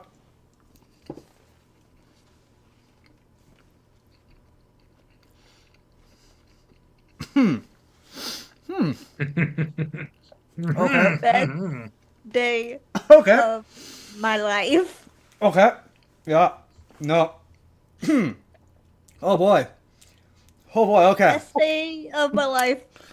Oh, here's the 300 warp. Oh, holy shit. Okay. Oh, Okay. Just Here we go. oh. All right. No, this is cool. Oh, this is chill. This is totally chill. We're So chill. Justin, Yeah. what's your next one? My next one. Okay, here we go. Okay, my next one is. Oh god. Okay. Oh my god, I'm feeling my eyes. Are my eyes sweating? I Okay. feel it in my throat. Okay, my lips, man. It's the lips. Hold on. Okay. My next one is a movie called The Princess and the Goblin. It's a Finnish movie. based on a 1877 book, and I'm very happy Jake's heard of this. That's incredible. My friend suggested this to me. I'd never heard of this movie before.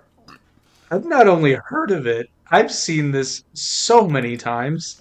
Excellent. I had to watch it twice because the first time I watched it, I went, wait, okay, I need to go back. The Google called it a musical adventure. I don't know that I would characterize it as a musical adventure. It's not really a musical. Charlie, I gotta eat this nugget plain. Oh, it's not really a musical. It's got one song. It's about a princess who meets a little boy in the forest who tells her about a bunch of goblins. And if she sings, the goblins, they don't like singing. And they sing the one song. And the goblins have an evil plan to flood the castle. And they don't like the people on the ground. And the main bad guy in this is really good. His name is Fish Lips, I think. And he is really, really good. He's really, really, I like his performance. I enjoy his little lisp. It was surprisingly good. It was surprisingly good. I was surprised by how much considering it's one of those European Disney knockoffs. It's a surprisingly well made European Disney knockoff. I'm trying to think, is there anything else? This was one of those ones where I didn't have a ton to say. Jake, tell the audience anything I may have missed about the princess and the goblin. If you watch it now, I don't know that you'll see this, but if you watch the VHS version, it's actually conceptually it was actually really cool. So they got an actress to dress up with, I think it was her voice actress, to be fair, but they doll her up like her character. She's not a fairy godmother. What would she be? Her grandmother? Oh, the grandmother. Yeah, the grandmother. Yeah. I forgot about the grandmother. Well, they doll her up like the grandmother, and she talks about these phone cards that you can get. And the logic behind said phone is like, you have your parents call this number, and then we'll send you this card. And what it is, it's a phone card where if you're ever out and you're lost, you can use this phone card to make a phone call and call someone to help you. Interesting. Because this is well before cell phones, and kids don't always have, change to use a payphone or whatever. So this phone card would let you basically call toll free. And I thought that was really cool, but it was a little commercial before the movie actually started. Children love this movie. Adults scratch their heads at this movie. I definitely scratched my head at it. My favorite is the little boy who they got in the studio to sing the song clearly one time, and they just keep reusing the song over and over again. And it sounds good in the beginning, and then the more you hear it, the more you hear how flat the kid sounds, and you're like, oh no, this sounds bad. But again, put it into its time. It's in the 90s. Disney's really hot at the moment. Everything wants to be Disney. It's doing an admirable job. It's better than the Christopher Columbus one. I think it's because I watched this immediately. Yeah, but following. that's a pretty low bar. Let's be clear. Some characters do things that make sense. Like there's a goblin character who wears rock shoes. Yeah. Because goblins also don't like having their toes stepped on. That's how you defeat them. Yeah. But none of the goblins wear shoes. Yeah. But you would think that word of singing at goblins makes them run away would spread around a little bit faster. You would think. You would think. I was expecting. But it's basically the labyrinth conceptually. Okay. It rips off a few things. It's the labyrinth. She kind of just turns into Alice in Wonderland because she has got a little cat or a dog or whatever that leads her into Wonderland, which is the goblins' underground labyrinth or whatever. I love the goblins. The goblins themselves were really fun. Like I say, I love their his mother reminded me of the Goblin Queen from Troll in Central Park, or the Troll Queen from A Troll in Central Park. But I love Fish Lips. The dubbing in this was also kind of good. Like there were points where it was like, oh yeah, no, it's not like other ones like this where the dubbing is exceptionally terrible. Like I was kind of impressed by this. My friends recommended this to me, and I watched it and I went, this must have been a beloved childhood like some of these movies are like, let me guess, Jake, this was one of those you rented it from like your local video store a ton kind of. Yes. See, Haley, yep. I don't think Haley, did you have that experience with movies where you have that one VHS tape you just wore out? Or are you too old for VHS tapes and video store, or too young? For remember I remember going to the like Blockbuster and stuff. Okay. But Okay. I was like 6 or 7, and it was like at the tail end of Blockbuster before it went out of business. Okay. Okay. So you have like a deep childhood memory of video stores, but it's not like us where like that was part of our lifestyle. Yeah. Our video store had the best rental program ever. It was like every time you rent, or best reward program. Is every time you rented something, if you rented a movie, you got 1 point, and if you got you rented a video game, you got 2 points. So it's so easy to get free movies. Like, so I used to go to the video store constantly. Like when I was a teenager, I like lived there. But this was definitely one of those ones where like when you were a kid, your dad or your mom, the Christopher Columbus one is sort of like that Rockadoodle, where you just kind of picked it off of the shelf. Like you didn't put much thought to it. You watched it 100 times, and you're 6, and you don't notice that it's cheap. It's not Disney. Like you don't notice that it's cheap. You don't notice that it doesn't have quite the production value of a Disney movie. You don't care about that. You're like, this is vaguely scary, and I love this movie. Although this one wasn't really all that scary, but they definitely had that vibe of like when I texted my friends, I was like, this, you definitely like watched this a bunch as a child, right? And they were like, yeah, this is definitely one of The those. only way you would know about it. Yeah, exactly. Like that. A lot of times we come up on that on the show where I'm like, the kids these days don't have that experience. Like they're never gonna watch a Goblin and the Princess and the Goblin is never gonna succeed in streaming today. Well, and I don't know if you guys have this in Canada, but after Blockbuster went away, they did this thing. They did this thing called Redbox. Yes. Where it was like a vending machine for videos. Yes. And I was like, that this is not the same. But that by the time those kind of existed here, the internet existed, and I was like, why am I gonna waste $9 on trying to get a DVD out of a machine when I can watch this on the internet for free? Yeah. Well, they were more common in not necessarily rural areas, but you didn't see them too much in urban areas. It was like suburbia, and they'd always be, at least where I was, they'd always be like attached to a supermarket. That's usually or where they were for us. some place that you were going anyway. Like We have a convenience store right down the road, and it was like it was like in front of the convenience store where that Redbox sat. They And used I'm to like, have them If they in, had done that Safeway. idea if they'd done that idea 10 years earlier, it would have been a lot more successful. But I mean, they used to laugh at the idea of Netflix. But Netflix, the thing is, people always make fun of the fact that people used to laugh at Netflix. But like Netflix was originally, they would mail you DVDs. Like on premise, that sounds ridiculous. But you send them money and then It was fantastic. mail you It was a DVD. absolutely You'd have like fantastic. a catalog, and you'd have to Yep. check which ones you want. You'd send it off with like a check or something. My thing and is they'd like, send then you Or send you it could- back. Yeah, Or yeah. Or even if you didn't have a list, you could sign up for their recommendations and they'd just send you popular movies or shows, because you could rent TV seasons too. But I actually remember this was 2006. So Netflix was still doing, and I was a Netflix subscriber at the time because I was getting the DVDs in the mail. But they started rolling out this thing. It's like, hey, certain movies you can watch on your computer. And I was like, at first I was like, that's stupid. Why would I want to watch a movie on my computer? But I just so happened to be at work, and I was a commissioned salesman, so if no one came in, I had nothing to do. So the first movie I ever streamed, I watched Gandhi because it was one of the few ones that was available to stream on Netflix. But after watching it on Netflix and not having any issues playing the movie, a full-length movie, I was like, oh, this is fantastic. this is the future.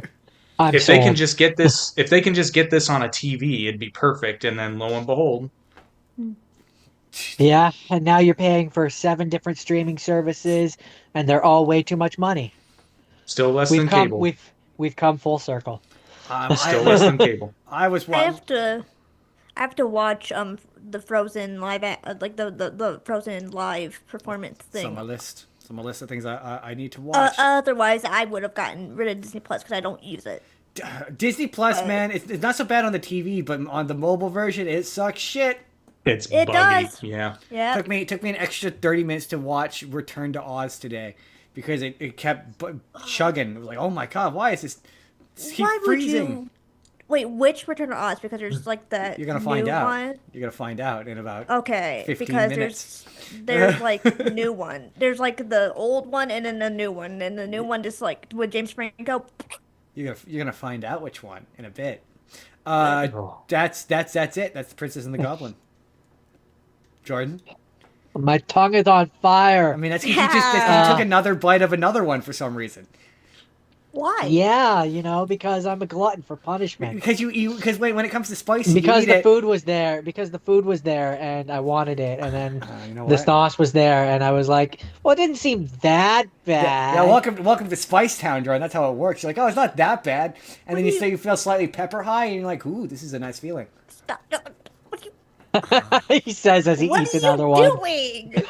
Waste not, want not. You idiot! Waste It's- not. Now just he's the been food. desensitized. The food was there; it had to be eaten. Waste not, want not. So, the next one that I watched was called Pontypool, That's which is solid. not related to Deadpool. Just want to clear that right up, because when I first saw the name, I was like, I've never heard of that Deadpool. So this is about it's a 2008 Canadian psychological horror movie, and basically, this radio guy. There's a virus of zombie outbreak which happens in his area, which transfers by speaking the English language. So when you speak and then understand what they're speaking, that's when you start to like change and turn into the zombie. And so in the over the course of the movie, there's a part where like the Quebecans Quebecers come over their their airwaves and are speaking in French, and they translate it, and like at the end of it they're like the message is like, please don't translate this, which of course they translated it, and then it's one of those ones where it spends most of its time in one location, which is the radio broadcast room. It pardon me. It goes to a couple different like side locations, but for the most part, it's in the studio, and it's actually a pretty good movie. It is, yeah. It's another one my friends recommended to me. I've seen it. It's quite good. I'm sure I'm missing some of the details, and Justin can help me fill them in. But yeah, it's a single location movie, thriller movie. It's all based on the one guy's performance. I watched it with my friends on Halloween years ago. It's a pretty tense movie. If you like psychological horror, it's pretty solid. It's a bit darker, and it's Canadian, which is why you two have probably never heard of it. it's always fun for me when I get to all watch you a have movie. to do, Sorry, all go you have ahead. to do to scare it's like but all you have to do to scare Canadians is turn the lights off. That's No. funny. I was No, hoping you guys have that's- seen that show. That's That's that's the Americans when the Ontarians turn off the electricity down to your guys' states. Hey, Oh, let's not talk about those let's not political talk about those humor. pansies. No, wait, seriously, do you guys not watch How I Met Your Mother? Oh, it's been years. For me. Yes. I was gonna say that's a reference from How I Met Your Mother. Okay. Yeah. It's been Have you years seen- Drop the puck, for eh? me. Have you seen How I Met Your Father? The other. I haven't. I On watched that? the first episode No, and said, I nope. haven't actually. It's bad. Me too. I was like, nope. Mm-mm. I heard it was Yeah, bad. I gave episode 1 a chance, but Indian Barney didn't do it for me. No. fair. Indian. Hillary okay. Duff in that too. It's just like, I found her actually kind of charming, but a little bit too naive. yeah. I think that bums Interesting. me out about Hillary Duff is how she tried to make adult Lizzie McGuire 5 years too early. Like if she had waited like 5 years, they totally would make PG-13 Lizzie McGuire now. They would totally do it. They absolutely would do it. Well, yeah, because we Probably. know it worked with iCarly now. Exactly. I'm yeah. so That's true. excited though that she's back in music though. I heard her new single. Holy crap. It's good. I mean, I had a crush on her when I was a kid. Had a I still major have a crush. crush on her. Had a major She is crush on pretty. her. Same. I used to listen to all of her music relentlessly, and when I was like 13, or religiously when I was 13, and Jordan, who was 11 and 12, was like, Justin, why are you so into girl music? And I'd be like, shut up! Young naive. Oh, Jordan. do something! He would learn his lesson. I love her music artistically. That's what this is about. That's definitely what it's about. Yes. That's what it's about. I forgot to ask. We'll do Wink, two. wink, nudge, nudge. Wink, wink, nudge, nudge. We'll do a twofer because I forgot to ask. Jake, obviously, Princess and the Goblin's a yes because that's a beloved childhood movie. Yes, right? I have seen it. And then for Haley, is it yes or no? No. No. Oh, okay, fair enough. And then We'll never Pontypool. get a yes. Pontypool. For me, it would be a yes for the show. Yes for the show. Okay, fair enough. Mm-hmm. For Pontypool, Jake, yes or no?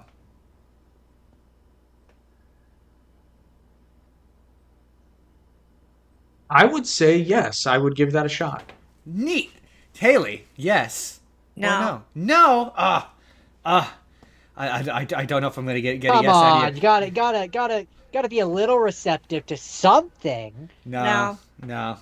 She's just no. It's okay. It's okay. We just have to work extra hard. I suspect maybe. I gotta say, I'm starting to lose hope. I think there's a chance. I have one more that she might have seen. All right. Before you do that, I just want to interject something on the subject of Hilary Duff. Having rewatched it somewhat recently, the Cinderella story holds up surprisingly well. That movie's that's Oh, I pretty good. love this Yeah. Cinderella That story. movie, that's pretty good. It holds up quite well. I was surprised. I'm dying to do an episode on my podcast about that. I have to do a size. Dude, reach out to Hilary Duff. By the way you've been going, she'll actually come on. Right? You might have to be like, hey, Hey, I got if the you goof. if you get her on yours, can you just send her our Just way? send Because her our man, way. that would be a No. dream come Just be true. like, There's no Hey. way I'm gonna get her. I've been trying to get other famous people and they haven't responded. So I think my luck streak's dead. Hey, after How I Met Your Father, she's hard up for some. She's hard up for good some. media. Jory, is that it for Pontypool?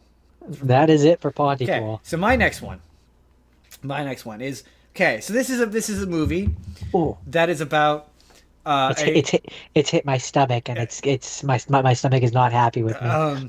this movie is about a world where humans and anthropomorphic animals live together in 1930s Hollywood, and it is a metaphor for racism in the 1930s Hollywood, featuring a human child star, music, dancing, animation. This is Cats Don't Dance. Oh yeah, I love that one. Cats Don't Dance. Cats Don't Dance is I love that movie. yeah. Oh my God. It's like I say, it takes place Masterpiece. It takes place in a. Might I get a yes then? It takes place in the 1930s. It Meow meow meow it's meow about meow there's meow a meow meow. Charlie or a Shirley Dimple style character who is the bad guy, and it's a typical story of everyone loves her, she's a darling, everyone loves her, but she's secretly a total bitch who hates animals and wants to destroy their careers and only wants animals so they can basically be props. And then Danny, the Extras. dancing, singing cat, she wants them to be props. The extras is too generous. Danny, the singing, dancing cat, shows up and he steals her spotlight. So she tries to destroy his career. And this movie is not very long, so it really doesn't get into it all that much. But yeah, the animals are a very loose allegory for black people of color in the 1930s. Second-class citizens, as it were. The music is really good. The animation is stunning. And it's not a Disney movie. It's not a Disney movie. It's MGM. So a lot of the art style, a lot of the characters look like Tom and Jerry almost. Like that's kind of what they look like. The music is phenomenal. My favorite. It's a childhood favorite of mine. She's got an evil butler. What's his name? Miss Dimple. Miss Dimple. Miss Dimple. Max. Max. That's his name. He's got the evil butler who's just gigantic, named Max. I think he's supposed to be a gorilla. Is he supposed to be a gorilla? Okay. He is looks a like a gorilla. I think so. gorilla. He is. Yeah, he is. So both of you have clearly seen Cats Don't Dance? I've not seen it, but I saw the trailer because it was at the beginning of another movie, which I don't remember which one, but Probably I'm familiar with it. one of the Batman ones. I think so. As a matter of fact, I think yes. it's on because I had that VHS. I think it's on the one for that Mr. Freeze movie. The Batman. No, because I Sub-Zero? never owned that one. No, or maybe it was on Mask of the Phantasm. Maybe, but I feel like it was on something else. But it definitely. But anyway. I definitely believe that it was on one of them because in I know the in the commercial you're credits, thinking of. in the ending credits, when you get to see the results of the animals being allowed to act, you see a lot of parodies of different famous movie posters, and one Yeah. of them is a Batman one. All because this movie's owned by Warner Brothers, all Warner Brothers. So yeah, there's one where it's Batman and Robin. There's one where it's Beetlejuice, and it's literally faithful recreations of the posters. It's very funny. Yeah, but with the animals on them. It's like, go ahead. I Haley. love that movie. So Haley, you had something. Yeah, I was gonna say, I've seen it. Yes, I love it, and I will watch it every day if I could. So would you My say favorite- that's a yes? Yeah, it's a yes. Yeah, it's a yes. We got a yes. We got a yes. Excellent. Okay, I can go home happy now. Show's over. End Show's of it. over. Bye We can bye. end the Bye show. everyone. No more. And on the high note. And on that, it can't get any better than that. It's all downhill from here. Jake, yes or no? Yes, I've heard of it, and yes, I would watch it It's if I honestly but really had good. the time. If you like it's honestly not that long. It's only an hour and like 15 hour 20. That's the one thing I I like. would about- just like to know how a song from a movie I've never seen constantly Yeah. gets stuck in my head. What song's that? I'm always singing in my head. I'm always like Hollywood. Oh, where that's the with the streets pizza are for me- paved with gold. Yeah. See, for me, it's Big and Loud. Big and Loud is also good. See, I don't know that. I don't know that song. Big Though. and- Not for me. It's the The finale Nothing's one. gonna stop us now. Nothing's gonna stop us now. The big finale Nothing's song. gonna stop us It's now. solid. Da, da, da, da, da, Um, da. Yeah, and it's just And Justin, for the record, you're gonna get yeses across the board on this one because I love that movie. Yes, big ol' yes, yes. Yeah, a I love thousand that times movie. yes. It's a shame. It was the only movie that the studio that animated it. It was the only movie they made. It bombed horribly, so they didn't do anything with it. It didn't really get. It's never really gotten a good release. Not enough people have seen this movie. It is a crying shame. Which I'm upset by that it bombed because it's so good. It's so good. It still looks like pretty. Like the animation on his dancing. Like there's a couple of dance sequences in this that are just. There's a sequence where they're all in the alleyway and they're playing music or whatever. They're all jamming out and they all It's start gray off. and it becomes color. Yeah, they all start off in muted colors, and then as they play music, it gets brighter. Like I just I love need- attention to detail like that. I need Disney to buy the rights so they can put it on Disney Plus so I can watch it. That would be. Oh, Where would it go? It theoretically could go to Max because I believe it was owned by Warner Brothers at one point. They own the distribution rights. Well, yeah, but now MGM Plus is a thing. Oh, then maybe Who it might owns go on that? MGM Isn't that Plus. Amazon? I think so.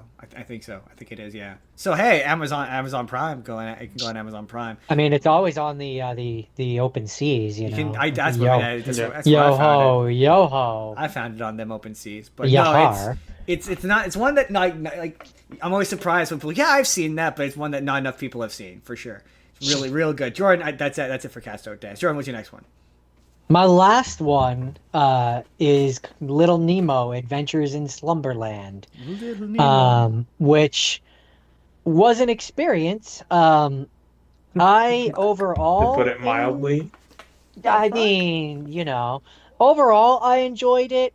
I will say when I got to the spoiler alert, when I got to the end and he wakes up and it's like, okay, so it's like a dream. None of it really happened and this movie meant nothing. I mean, the reason why he goes to Slumberland, Jordan.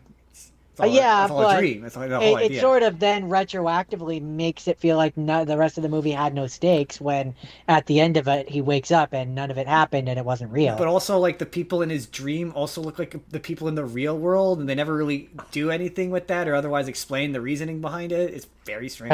Because it's a dream, I guess, a and in dream. your dreams you dream of people you know. Sorry, Haley, go on. I just have one note. The fuck?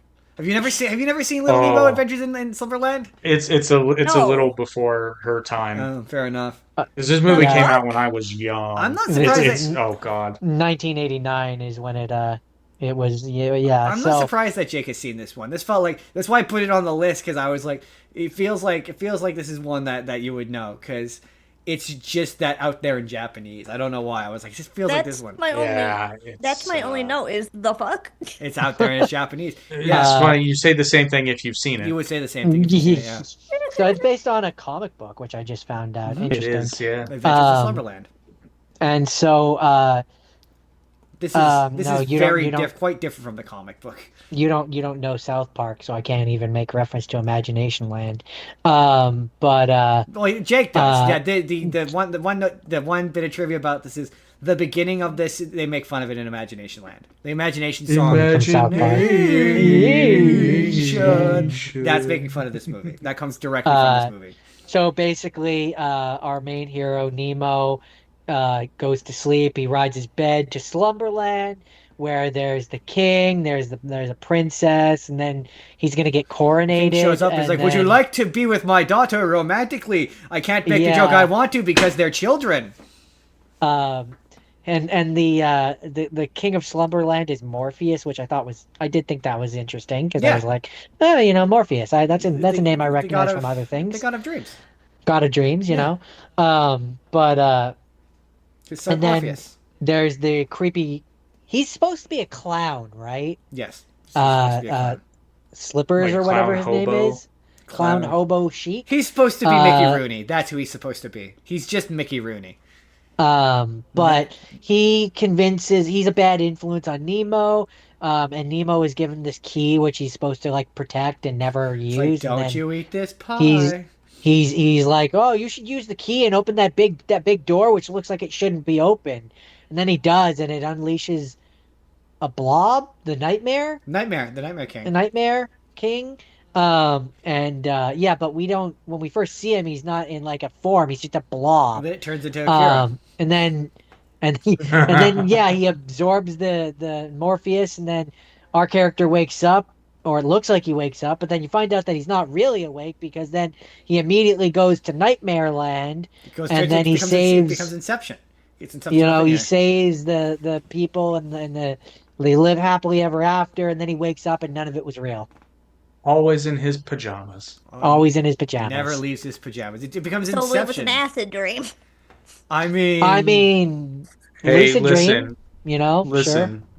Sure, the nanny said it's time for your special medicine, Nemo, because she'd had a long day and she didn't need any of his nonsense. right? She's like, here, have a bit of this special milk. Don't question it. Here, have the silly But silly it tastes juice. funny. Just shh.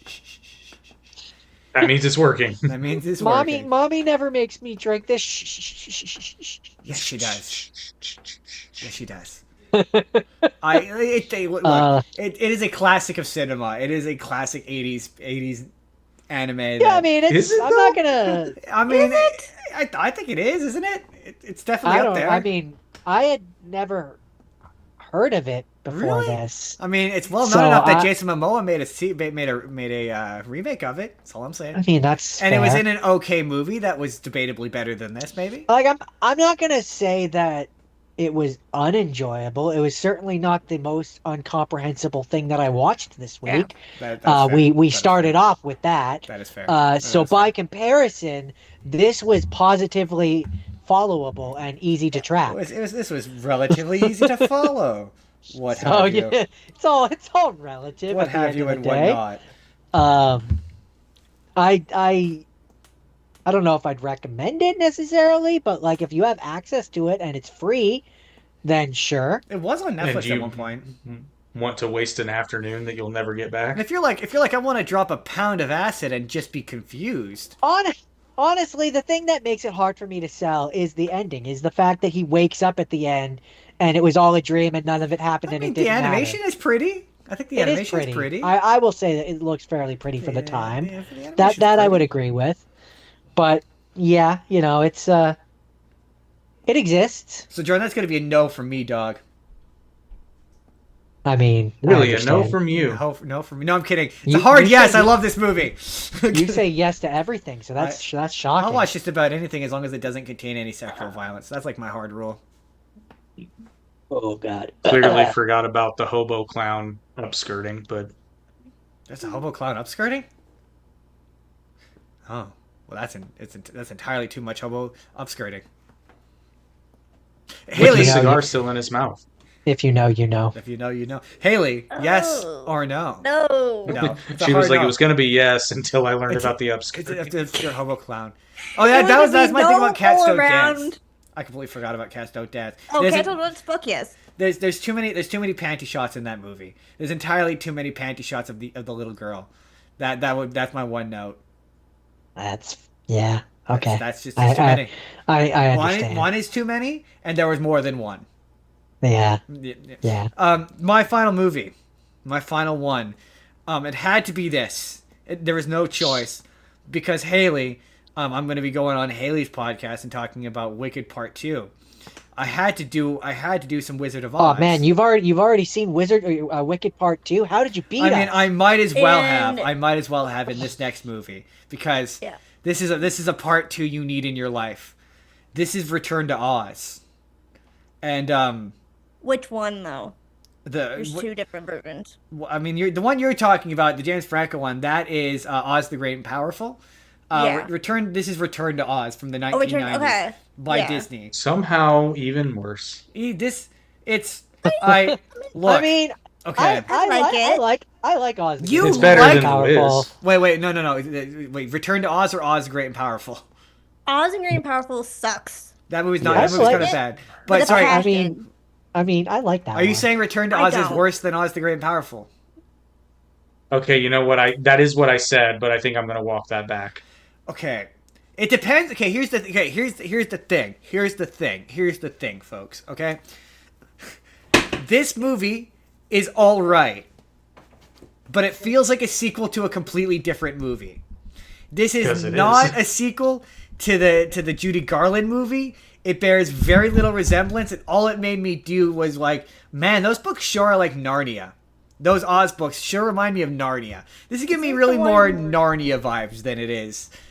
Is that the one where Michael Jackson played the Scarecrow? No, that's the Wiz. The Wiz. This is okay. It opens up with Dorothy is being Auntie M and the uncle whose name I don't remember, because who remembers the uncle's name? Uncle Henry? I think it's Uncle Henry. They think Uncle that Henry. Dorothy is crazy, because Dorothy has come back and said that Oz is real. So they think she's crazy. So they ship her off to an insane asylum in like the first 50 minutes, who then proceeds to offer to give her shock therapy. And then right as she's about to get shock therapy, we're keeping in mind this is the beginning to a movie about the land of Oz, she escapes and gets whisked away to Oz, where she's discovered that Oz has been taken over by an evil rock king. And his sidekick, a woman who interchanges decapitated heads. She just takes off her head, and she's got like a hallway full of decapitated heads, none of which like remember anything. So like she'll take off the decapitated head and then swap it out for another decapitated head, and then put that decapitated on, but that head doesn't remember what the previous head just did. So like at one point they run into like this character, which is like basically Jack Skellington's pumpkin form, because they call him Jack. And this version of Jack, this pumpkin character, wants to call Dorothy Mom for some reason. He at one point is like, "Can I call you Mom?" And 7 to 8 year old Dorothy's like, "All right, this isn't weird. Why not?" And am I missing anything? Yeah. So she had the Queen of Oz, Ozin. I can't remember what her name is, but she's the Queen of Oz. And you know the magical ruby slippers, the ones Yes. those are her slippers, and she looks just like Dorothy. And apparently, this movie is a pretty beat for beat. Apparently, it's incredibly accurate to the books. Like, apparently, it's like Yeah, super duper accurate to the books. I was gonna say this sounds like it's a sequel to the books, not the movies, and So- I feel like the books are very different than the movies. The evil king, the evil bad guy in this movie, he's a recurring villain in the books. So this movie feels like a sequel to a completely different movie, and it's dark and it's upsetting and it's weird, and the bad guys hench people are not flying monkeys but guys on roller skates on 4 legs. It's am I missing anything? Is there anything I'm missing for those of you who've seen this? Or have you not seen this and you're doubting your... I've not seen this, and it sounds like a I've fever not dream. seen it, but I'm aware of I've it. not seen it either, and I'm a little terrified right now, actually. There's some like in it, instead of going to Oz with Toto, she goes to Oz with a chicken. She has a talking chicken instead of Toto. I mean, that just sounds logical. Who doesn't have a talking You chicken? just need a talking chicken. Sometimes you need bait. Yeah.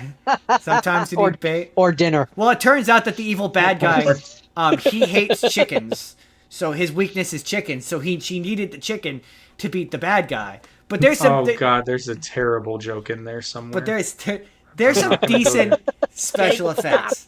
Like I'm not gonna go there. there's a Quiet. really weird wall character that like licks his lips creepily for some reason. That's really creepy. The puppetry in it's kind of good. Some of the special effects is good. If you're looking for something that is related to the Judy Garland movie, you're gonna be traumatized. Like, I can imagine somebody as a child, their parents being like, ooh, it's a sequel to Wizard of Oz, let's pick this up. And then putting it on, and then some poor 5-year-old expecting something akin to the Judy Garland movie, being like, Mom and Dad, what is this? This upsets me, I don't like this. Why are they on roller skates? It doesn't make any sense. She's got so many heads. Like, at one point... And none of them know what any of the other ones are thinking. They don't. Sorry, Haley. I'm gonna say also, I am a little terrified right now You should be. It's upsetting. by this whole ordeal, and I want to go home. It's a weird. It's very strange. It's a very It's another one of those like I can imagine you're like 7 years old, 6 years old in the 90s when this came out, or 80s or whatever when it came out, and you're in Blockbuster Video. You're with your grandma. And she just sees Oz on there and just assumes it's related to Wizard of Oz and then rents it for you. Like that's the kind of movie this is. I'm 27 and I'm terrified right now. You should Even be. by you just explaining You it. should be. That was the correct reaction to this very very odd, very strange, very weird. Wizard of Oz, more like Wizard of Odd. Am I right? It ends with she ends up she saves the day, and they're like oh yeah, that's the other thing, the bit that made me go, oh, these books might be kind of so at a certain point they refer to the Scarecrow as being His Majesty the Scarecrow, and like I didn't remember the Scarecrow becoming king of Oz at the end of the Wizard of Oz movie. No, he's a prince. Is he a prince? Mm-hmm. Is that a thing from the books, or is that a thing in the movie? Mm-hmm. That's a thing from the books. No, it's a right? thing in the books. Because like not to spoil Wicked Part 2, but the guy who plays SpongeBob in the musical, he ends up being he turns into the Scarecrow, right? That's the whole bit. Tin Man. He plays Tin Man. Oh, SpongeBob. he's the Tin Man. Oh, okay. Fiero is the Scarecrow. Fiero is the Scarecrow. Right. So I'm guessing because I know in the original Wizard of Oz book. Oh, that's the other thing. Tin Man's not in this movie. The movie ends with she's doing the bit where she's going home. And they're like, do you want to be Queen of Oz? And she's like, well, and I'm like, do it. Everyone back home thinks you're insane. And your aunt and uncle dropped you off in an insane asylum. And they want to lobotomize you. You have no reason to go home. To go back. You have literally nothing to go home for. You should stay and be Queen of Oz. And then she stands in front of a mirror. And yeah, Ozin, the Queen of Oz steps out of the mirror and she looks just like Dorothy. And she's like, nah, I'm the queen, but don't worry. Because of magic, you can come back anytime. And now Dorothy knows better than to admit her delusions. That's the key about having delusions. You never tell people you have delusions. See, with I have to fact check myself. Sorry, go ahead. No, you're good. Okay, so first of all, it's Princess Ozma. Ozma, that's what it was, yes. Yeah. And no, I'm incorrect. Scarecrow is not a prince. He is king of the Emerald City by the time Return to Oz happens. Yeah. So I was like, that must be something in the book. How did that happen? I was going to say, I think in the book, Dorothy leaves him in charge of the Emeralds. I could be wrong, but... I was going to say, though, Justin, when you said that you said Oz win? Oz, what'd you say it was, Jake? Ozma. Ozma. When you said Ozma steps out of the mirror and is standing in front of Dorothy, a part of me just expected you to say, and then she pulled out her magic sword, lopped her head off, and said, "There can be only one." There can be only one. Except in the sequels. So Swing. it ends with they're all at the final like everything's happy moment, and all of the characters from the original book are now there. So the Cowardly Lion is there, Scarecrow's there, but the Tin Man isn't there. So she's kind of like, fuck me, fuck the Tin Man, I guess, because he gives a shit about that guy. No, nobody likes that guy. No, like that guy anyway. Who cares? He's the only one who wasn't invited. Fuck that guy. He did some stuff we're not supposed to talk about. They turn him into pop cans. But Ozma is the one who at the end she recycle. She taps her heels together with the ruby slippers and sends Dorothy home. Is like, you can come back anytime. Don't tell anybody or they'll think you're crazy. Ooh. And then we're left to wonder if she was really crazy all along. She was crazy the whole time. So Haley, being that you're the Oz person, being that you love Wicked, yes or no? For this, fuck no. No. Interesting. With a capital F. Fair enough. It's not. But see, I feel like as the Oz person, you have to finish out the pantheon. So I feel like it has to be. Yeah, you have to see this to see. I'm not. No. Greater part of the Wizard of Oz. No, canon. because that means the Wiz is in part of that, and I refuse to watch it. I've seen the Wiz. You've seen the Wiz? I've always wanted to watch the Wiz. It's on my list of. I love the Wiz. Gonna have to find an excuse to do the Wiz. Best musical ever. I'm gonna have to do the high praise indeed. Best musical ever.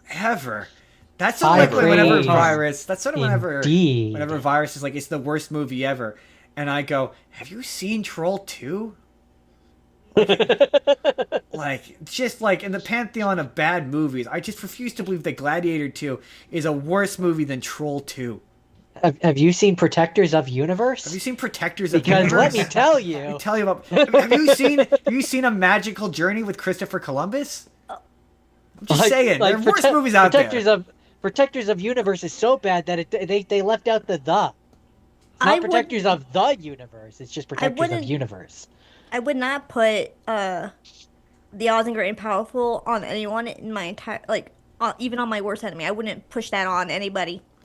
I mean, I like that. I like that movie. It's bad, but I like it. That fighting scene was so stupid. It looks so fake. Don't get me wrong. That movie is bad. How could you not love Mila Kunis chewing scenery like it's part of her diet?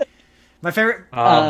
Hated it. My favorite. Bit for me, there's just certain movies where it's like you can look at it, you can be like, I know this is bad, but I like it anyway. Specifically, I think it's the little teapot girl. She really wins my heart over. She's adorable. Jake can agree with me then. That fighting scene between Glinda and whatever the fuck her name is, when like they were fighting up in the air. I recall. Yeah. The other sister or whatever. Yeah. The whole thing is dumb. My favorite bit of that movie. Again, yeah. I can acknowledge it's not a very my favorite movie, bit is how I still enjoy it. She's a specific shade of green, so MGM won't sue. That's my favorite anecdote about that movie. She has to be a very specific shade. That and the bit where she turns into the evil or wicked witch, and she turns to the camera and goes bah, and she had her eyebrows shaved. I don't know. I'm the evil witch. Mila Kunis in that movie was the worst. I mean, to be fair, Mila Kunis is the worst. Her and Ashton Kutcher, they're kind of the worst. So, see, I like Mila Kunis. I don't blame her for that. I always viewed that as her understanding that it was a mistake immediately, but when a studio offers you to play the Wicked Witch of the West, you don't say no. Oh, I mean, I never judge anyone for taking any role. Money. Who played Glinda? I can't remember what her name was. I don't remember. I just remember that she had an evil sister who was also evil and was also terrible. I don't remember who. I know her, but I can't think of her name. Like, I know her face. No one's ever really done. Is she Glinda in that? Is she actually specifically Glinda, or is it one of those cases where she has a different name? Oh God. She's Glinda. Michelle Williams. Oh, right, Thank Michelle you. Williams. Yes. Yeah. I love Michelle Williams. She's so good. She is quite good. And Rachel Weisz is Evanora. Yeah, Evanora. That's the other what- sister. Just she ends Yeah. up being the Wicked Witch of the East. Yeah, and then Wicked Witch of the there's East, like that bro. scene, and then there's that scene where Glinda and then the Wicked Witch of the East like go up in the air and swirl around. I do then- recall that. Yeah. It's where I say, Everyone- yeah, it's not a great To be movie, fair, you but don't have to worry about it's more of fun. them because James Franco got canceled. So, you don't have to worry about a thing from him again. James Franco is a bad actor. I'll say it right now. Oh no, let's not go there. He has In his this moments. movie.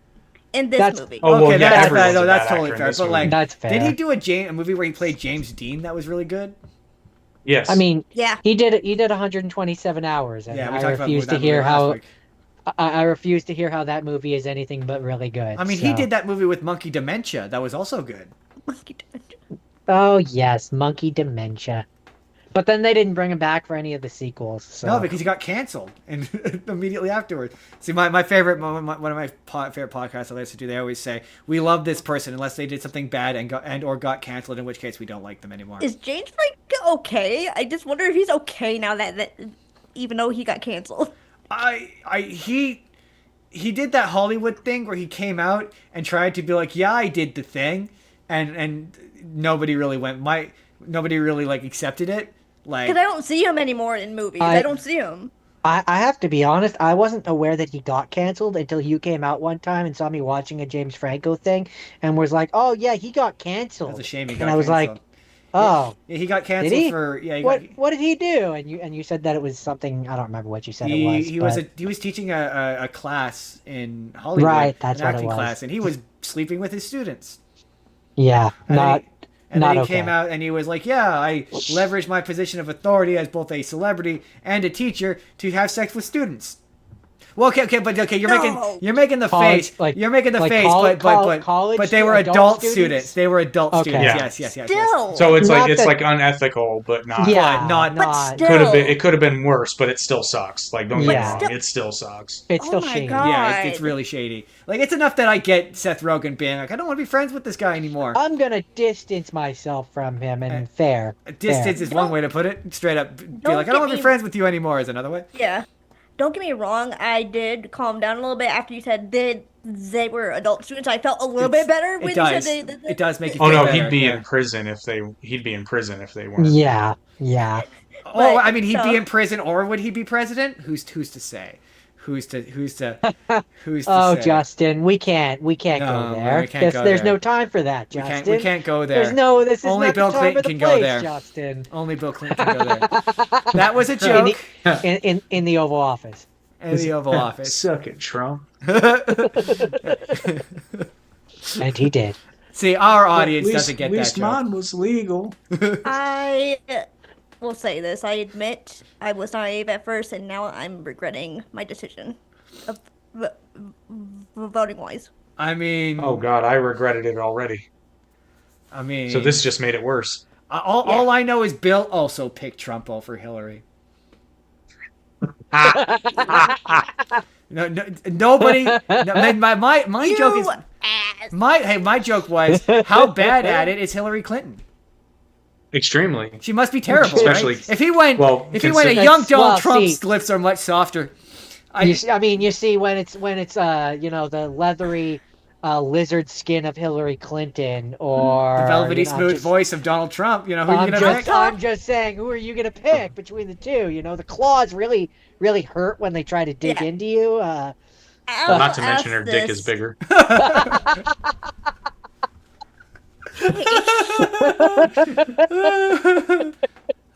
My favorite bit is God. how no one said he Agreed, didn't but do it. pick. You'll notice none of them went. None of the right wing people went. He didn't do it. They all went. They all proceeded to be like, Question. 15's not that young. And I was like, that's a weird defense of this. Stop being weird. Yeah. Well, and I'm as relieved as I could be with this situation, as the person who said that is one of the people who, Justin, you and I had a private conversation about this, so I'm not going to dig too far into this, but I've noted some concerning trends of talking points of commenters on the right, and the person who said that is one of the people who's starting to kind of soften their stance on certain historical events. So And you're like red flag city.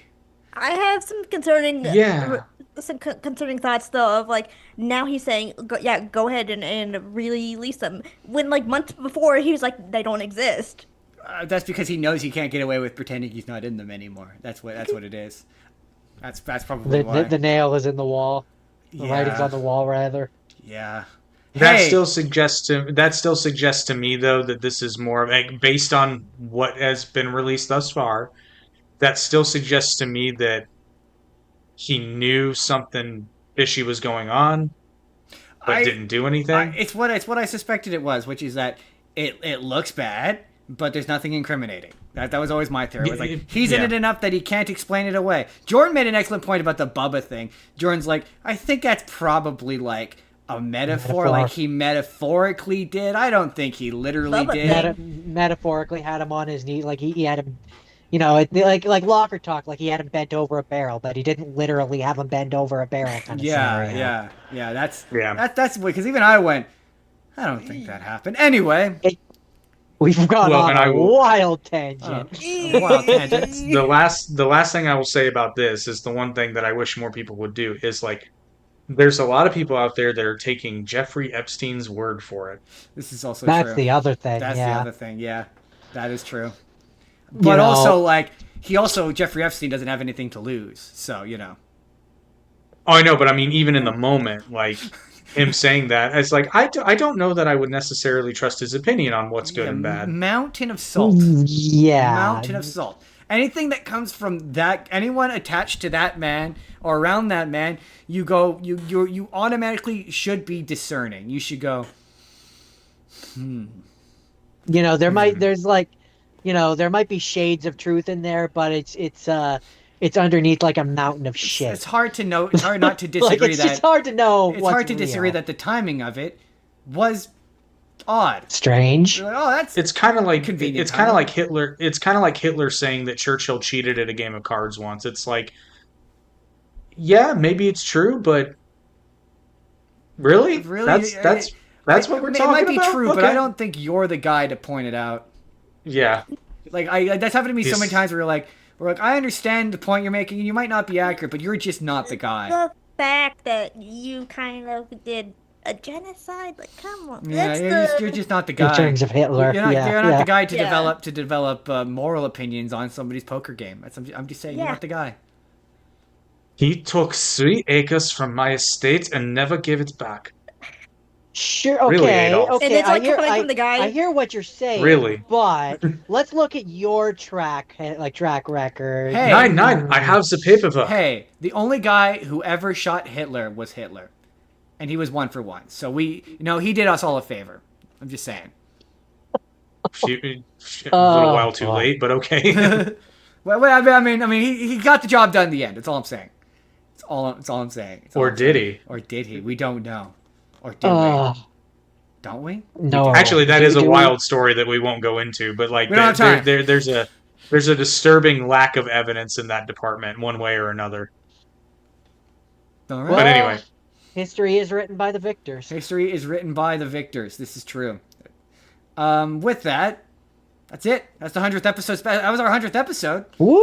Thanks to Jake and Haley and Allie for stopping on by, for hanging out. Yeah, For thanks. indulging my stupid game of yes and no. For watching us suffer. For watching us suffer. We're obviously, both of these people are going to be back multiple times, I'm sure. They're going to be back again. I want to do another musical episode. I'm going to convince Jordan to watch the Tim Hortons musical. I'm going to be on Haley's for... maple logs. No, You it's and Jake 1,000 both are. times more... There's lesbian parents. It's 1,000 times more melodramatic than that. Yeah. You and Jake both are going to be on my show, right? Yeah, we're talking For about Wicked Part 2. Yep. Me and Jordan are going to go watch that on a Saturday, and we'll probably end up talking about it here because we talked about the I'm gonna first have a one. very busy weekend. I believe that that's weekend. next Saturday. I believe that is next Saturday. Then me obviously, as me and Jake, we got the Final Frontier. I'm going to be on the Arate podcast at a certain point to talk about Godzilla. I'm excited about that. I have some hot takes about Godzilla that Godzilla fans aren't ready for. Ooh, spicy tea. Some spicy. It's gonna be as spicy as this hot sauce.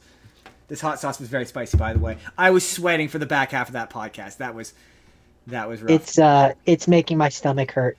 But for next week, my poor stomach, which is not used to spicy foods. I want to go to the 80s and 90s again, and just because I think it'll be funny.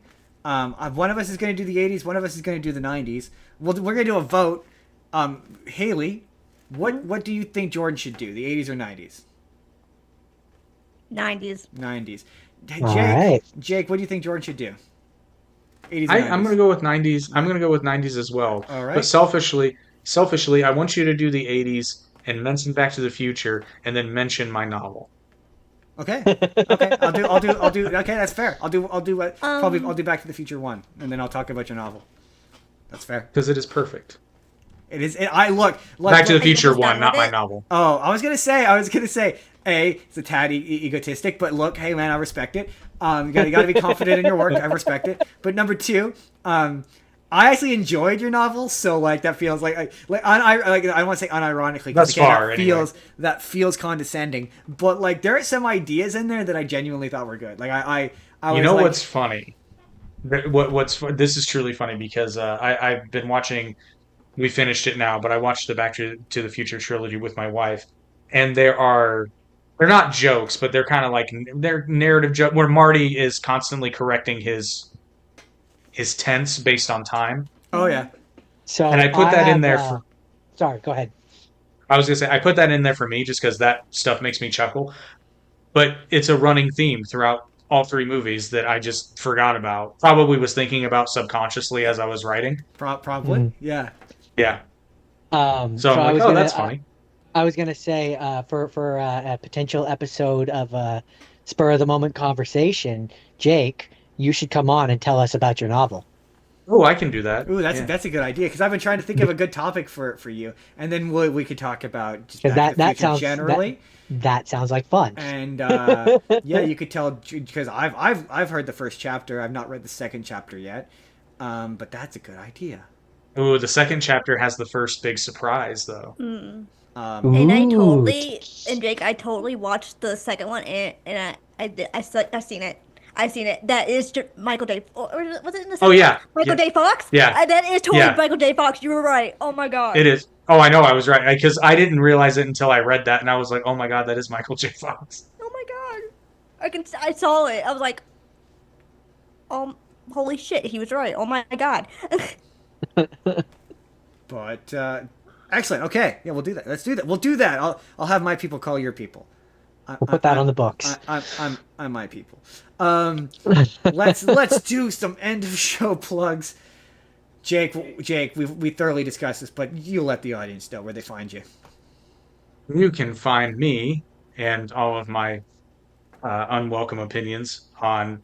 I don't really share my opinions on the Arte podcast. I more or less let the guests talk mostly, but it's fun if you like your conversations. Where you do get to hear a lot of my unwelcome opinions is on the Average Intelligence podcast, where actually our most recent episode is nothing but my spiciest hot takes across various. I watched the beginning of it and I was like, you know what? To be fair, we agree more than we disagree often. But I was like, you know what? It's funny because for me they're not hot. Some of them I do recognize as hot takes, but you can also see me on the Final Frontier podcast with Star Trek and this beautiful set behind me, complete with Captain's chair. Yeah, you're not on the bridge of the Starship Enterprise. Toon Talk 2.0, where I'm basically a walking hot take because my mission is to make Virus mad, and for some reason, the R69 podcast, I'm there as well. You're there to remind him that he has an illegitimate love child in Bodega. That's more Shreds than me. Like Shreds and Tony bring that up way. I started that, but they're carrying it. My favorite part about the R69 podcast is how it's gotten progressively shorter as time has gone on. It started off, it was a full 30 minutes, and now we're down to 10 minutes, which, like, hey, busy guys making music and making an album. By the way, yeah, check out R69 Verse and their newest single. I'm going to remember the name by next week. Remind me again what the name was? You Are Okay. But actually, if you do sign up for the free, you don't have to pay for the free plan. You can see the members only podcast, and if you think the free version on YouTube is chaos. I hear there's nudity. Allegedly, There's nudity. That's okay. That's or at least implied nudity. Definitely implied nudity. Oh, all right. Okay then. It gets PG-13. Ooh. It gets PG-13. It's all the stuff that you can't see on YouTube. You get to watch Max dig a hole about how vegetables cause transgenderism. I'm not kidding. I And don't the know whole how- time I'm Alright. just watching him. I'm watching him dig this hole, and I'm just like, okay, let's. I'm just gonna watch this, and I don't know how to respond to that, so I'm not going to. That's what I would have been like. I'm like, I don't know how to respond to this, so I'm not going to. Haley, Glad I only. where can we find Glad- Haley? First of all, I'm glad I only watched the free version because I That sounds wild. he starts going down that rabbit hole in the free version. I tried to stop him, but he was insistent. So I said, "Well, at least do this in premiums." She's gonna get us canceled. We might as well get canceled for money, you know. I think at one point I actually asked him, like, "So you're saying that vegetables cause transgenders?" Hey, as someone who has gotten canceled off of TikTok Okay. so many times, you know, it's really funny. I got banned on TikTok. I got a video community guidelines violation on TikTok for saying the word Nazi and Hitler. And there's a movie on YouTube right now you can look up where a guy gets cleaved in half, and YouTube totally lets that video stay up, but blocks my video about a cartoon woman with big boobs. Go figure. Well, it's like South Park said. What does she say, Justin? Help me out. Deplorable violence is okay. Deplorable. As long as But nobody as long says as- a naughty word. Yep. Which is absolutely true. And here I thought you were gonna say, blame Canada. I mean, blame Well, that Canada. too, but Blame Canada. I mean, but that one's a given. So That one is a given. They're not even a real country anyway. Well, I mean, yeah, I'm not. I can make jokes. I'm not going to. Blame Canada. Blame They Canada. were almost the 51st state, but they said no. That's But then- what I was. That's But what then I was dementia. No. Justin said, "No, thank you. I don't want to be your guys' first name." No, I think literally what happened is probably somebody walked in and showed Trump and Stephen Miller a map of Canada, and they were like, "Oh, Yeah. that's bigger than we thought. We want that. We thought it was just Toronto." See, Justin turned it down and went, you know what? I'm going to date Katy Perry instead. That's so wild to me. Why is your ex prime minister dating Katy Perry? Because when he He's just rebounds, following he in his rebounds mother's hard. footsteps. Yeah. I mean, who Because she wouldn't date kissed the Katy girl and Perry? she liked it. That's Are you saying Justin Trudeau eats his vegetables? absolutely he eats his vegetables. Yeah. I'm just. Oh, he's gonna we're come gonna- after us. we're gonna get that. They're not. Ah, They're it's just not going to that- say, "Hey, you said something offensive, eh? Take off." Pretty much. And then that'll be it. She says Katy something Perry's mean gonna to get so him, and then mad. he apologizes to her. It's the Canadian orgasm. It's how it works. Oh, Sorry. I'm so mad. I'm sorry. And she's like, I'm gonna make out with a sorry. much younger man on American Idol. God, I can make fun of Katy Perry all day. I'm gonna do an uncomfortably sexual segment of Sesame Street. Well, I'm sorry you feel that way, dear. I'm sorry. Sorry. I It's just about time. I'll just be here on the couch in the God, there's house watching you. so many It's a good boot. memes. It's about diplomacy. It's about diplomacy. respect. It's about respect. It's about dignity, of which I have none. How is that the least dignified thing he did in a political career where he went to India and wore 7 different outfits? Sorry, I can't help it. He's so easy to make fun of. I mean, he did brown face. You know, he did way Twice. more. Twice. Oh my Twice. god. So you know, he did way more embarrassing Twice. things. More than The once. best part was when he tried to lie about it. I've never done that. And then the second photo came out. He was like, "Well, I was in Well, school. I was in school. We've all done dumb Okay, things. okay, You know? maybe the one time. You know, the funniest part is we reelected him after that too. like the because weird- Justin, it was cultural appreciation." Yeah, Like the sure, that's weird- the A word I would use. Well, I mean, version of that's video- why. of That's why he Wizard went of to. Oz. Sorry. I said it's like the weird version of Wizard of Oz. If you don't peek behind the curtain, it doesn't See, exist. he did blackface, and then his opponent came out and went, "What if the gays couldn't get married?" And Canada went, "Ooh, blackface is better." I mean, That's the same. Don't take that out of context. As Andrew Schultz once said, there are times when it's appropriate. Actually, that's a really good bit he has, because it's a great bit. He points to a person in the audience who's black, and he was like, "Hey man, if you and me are going on a mission at 1 a.m.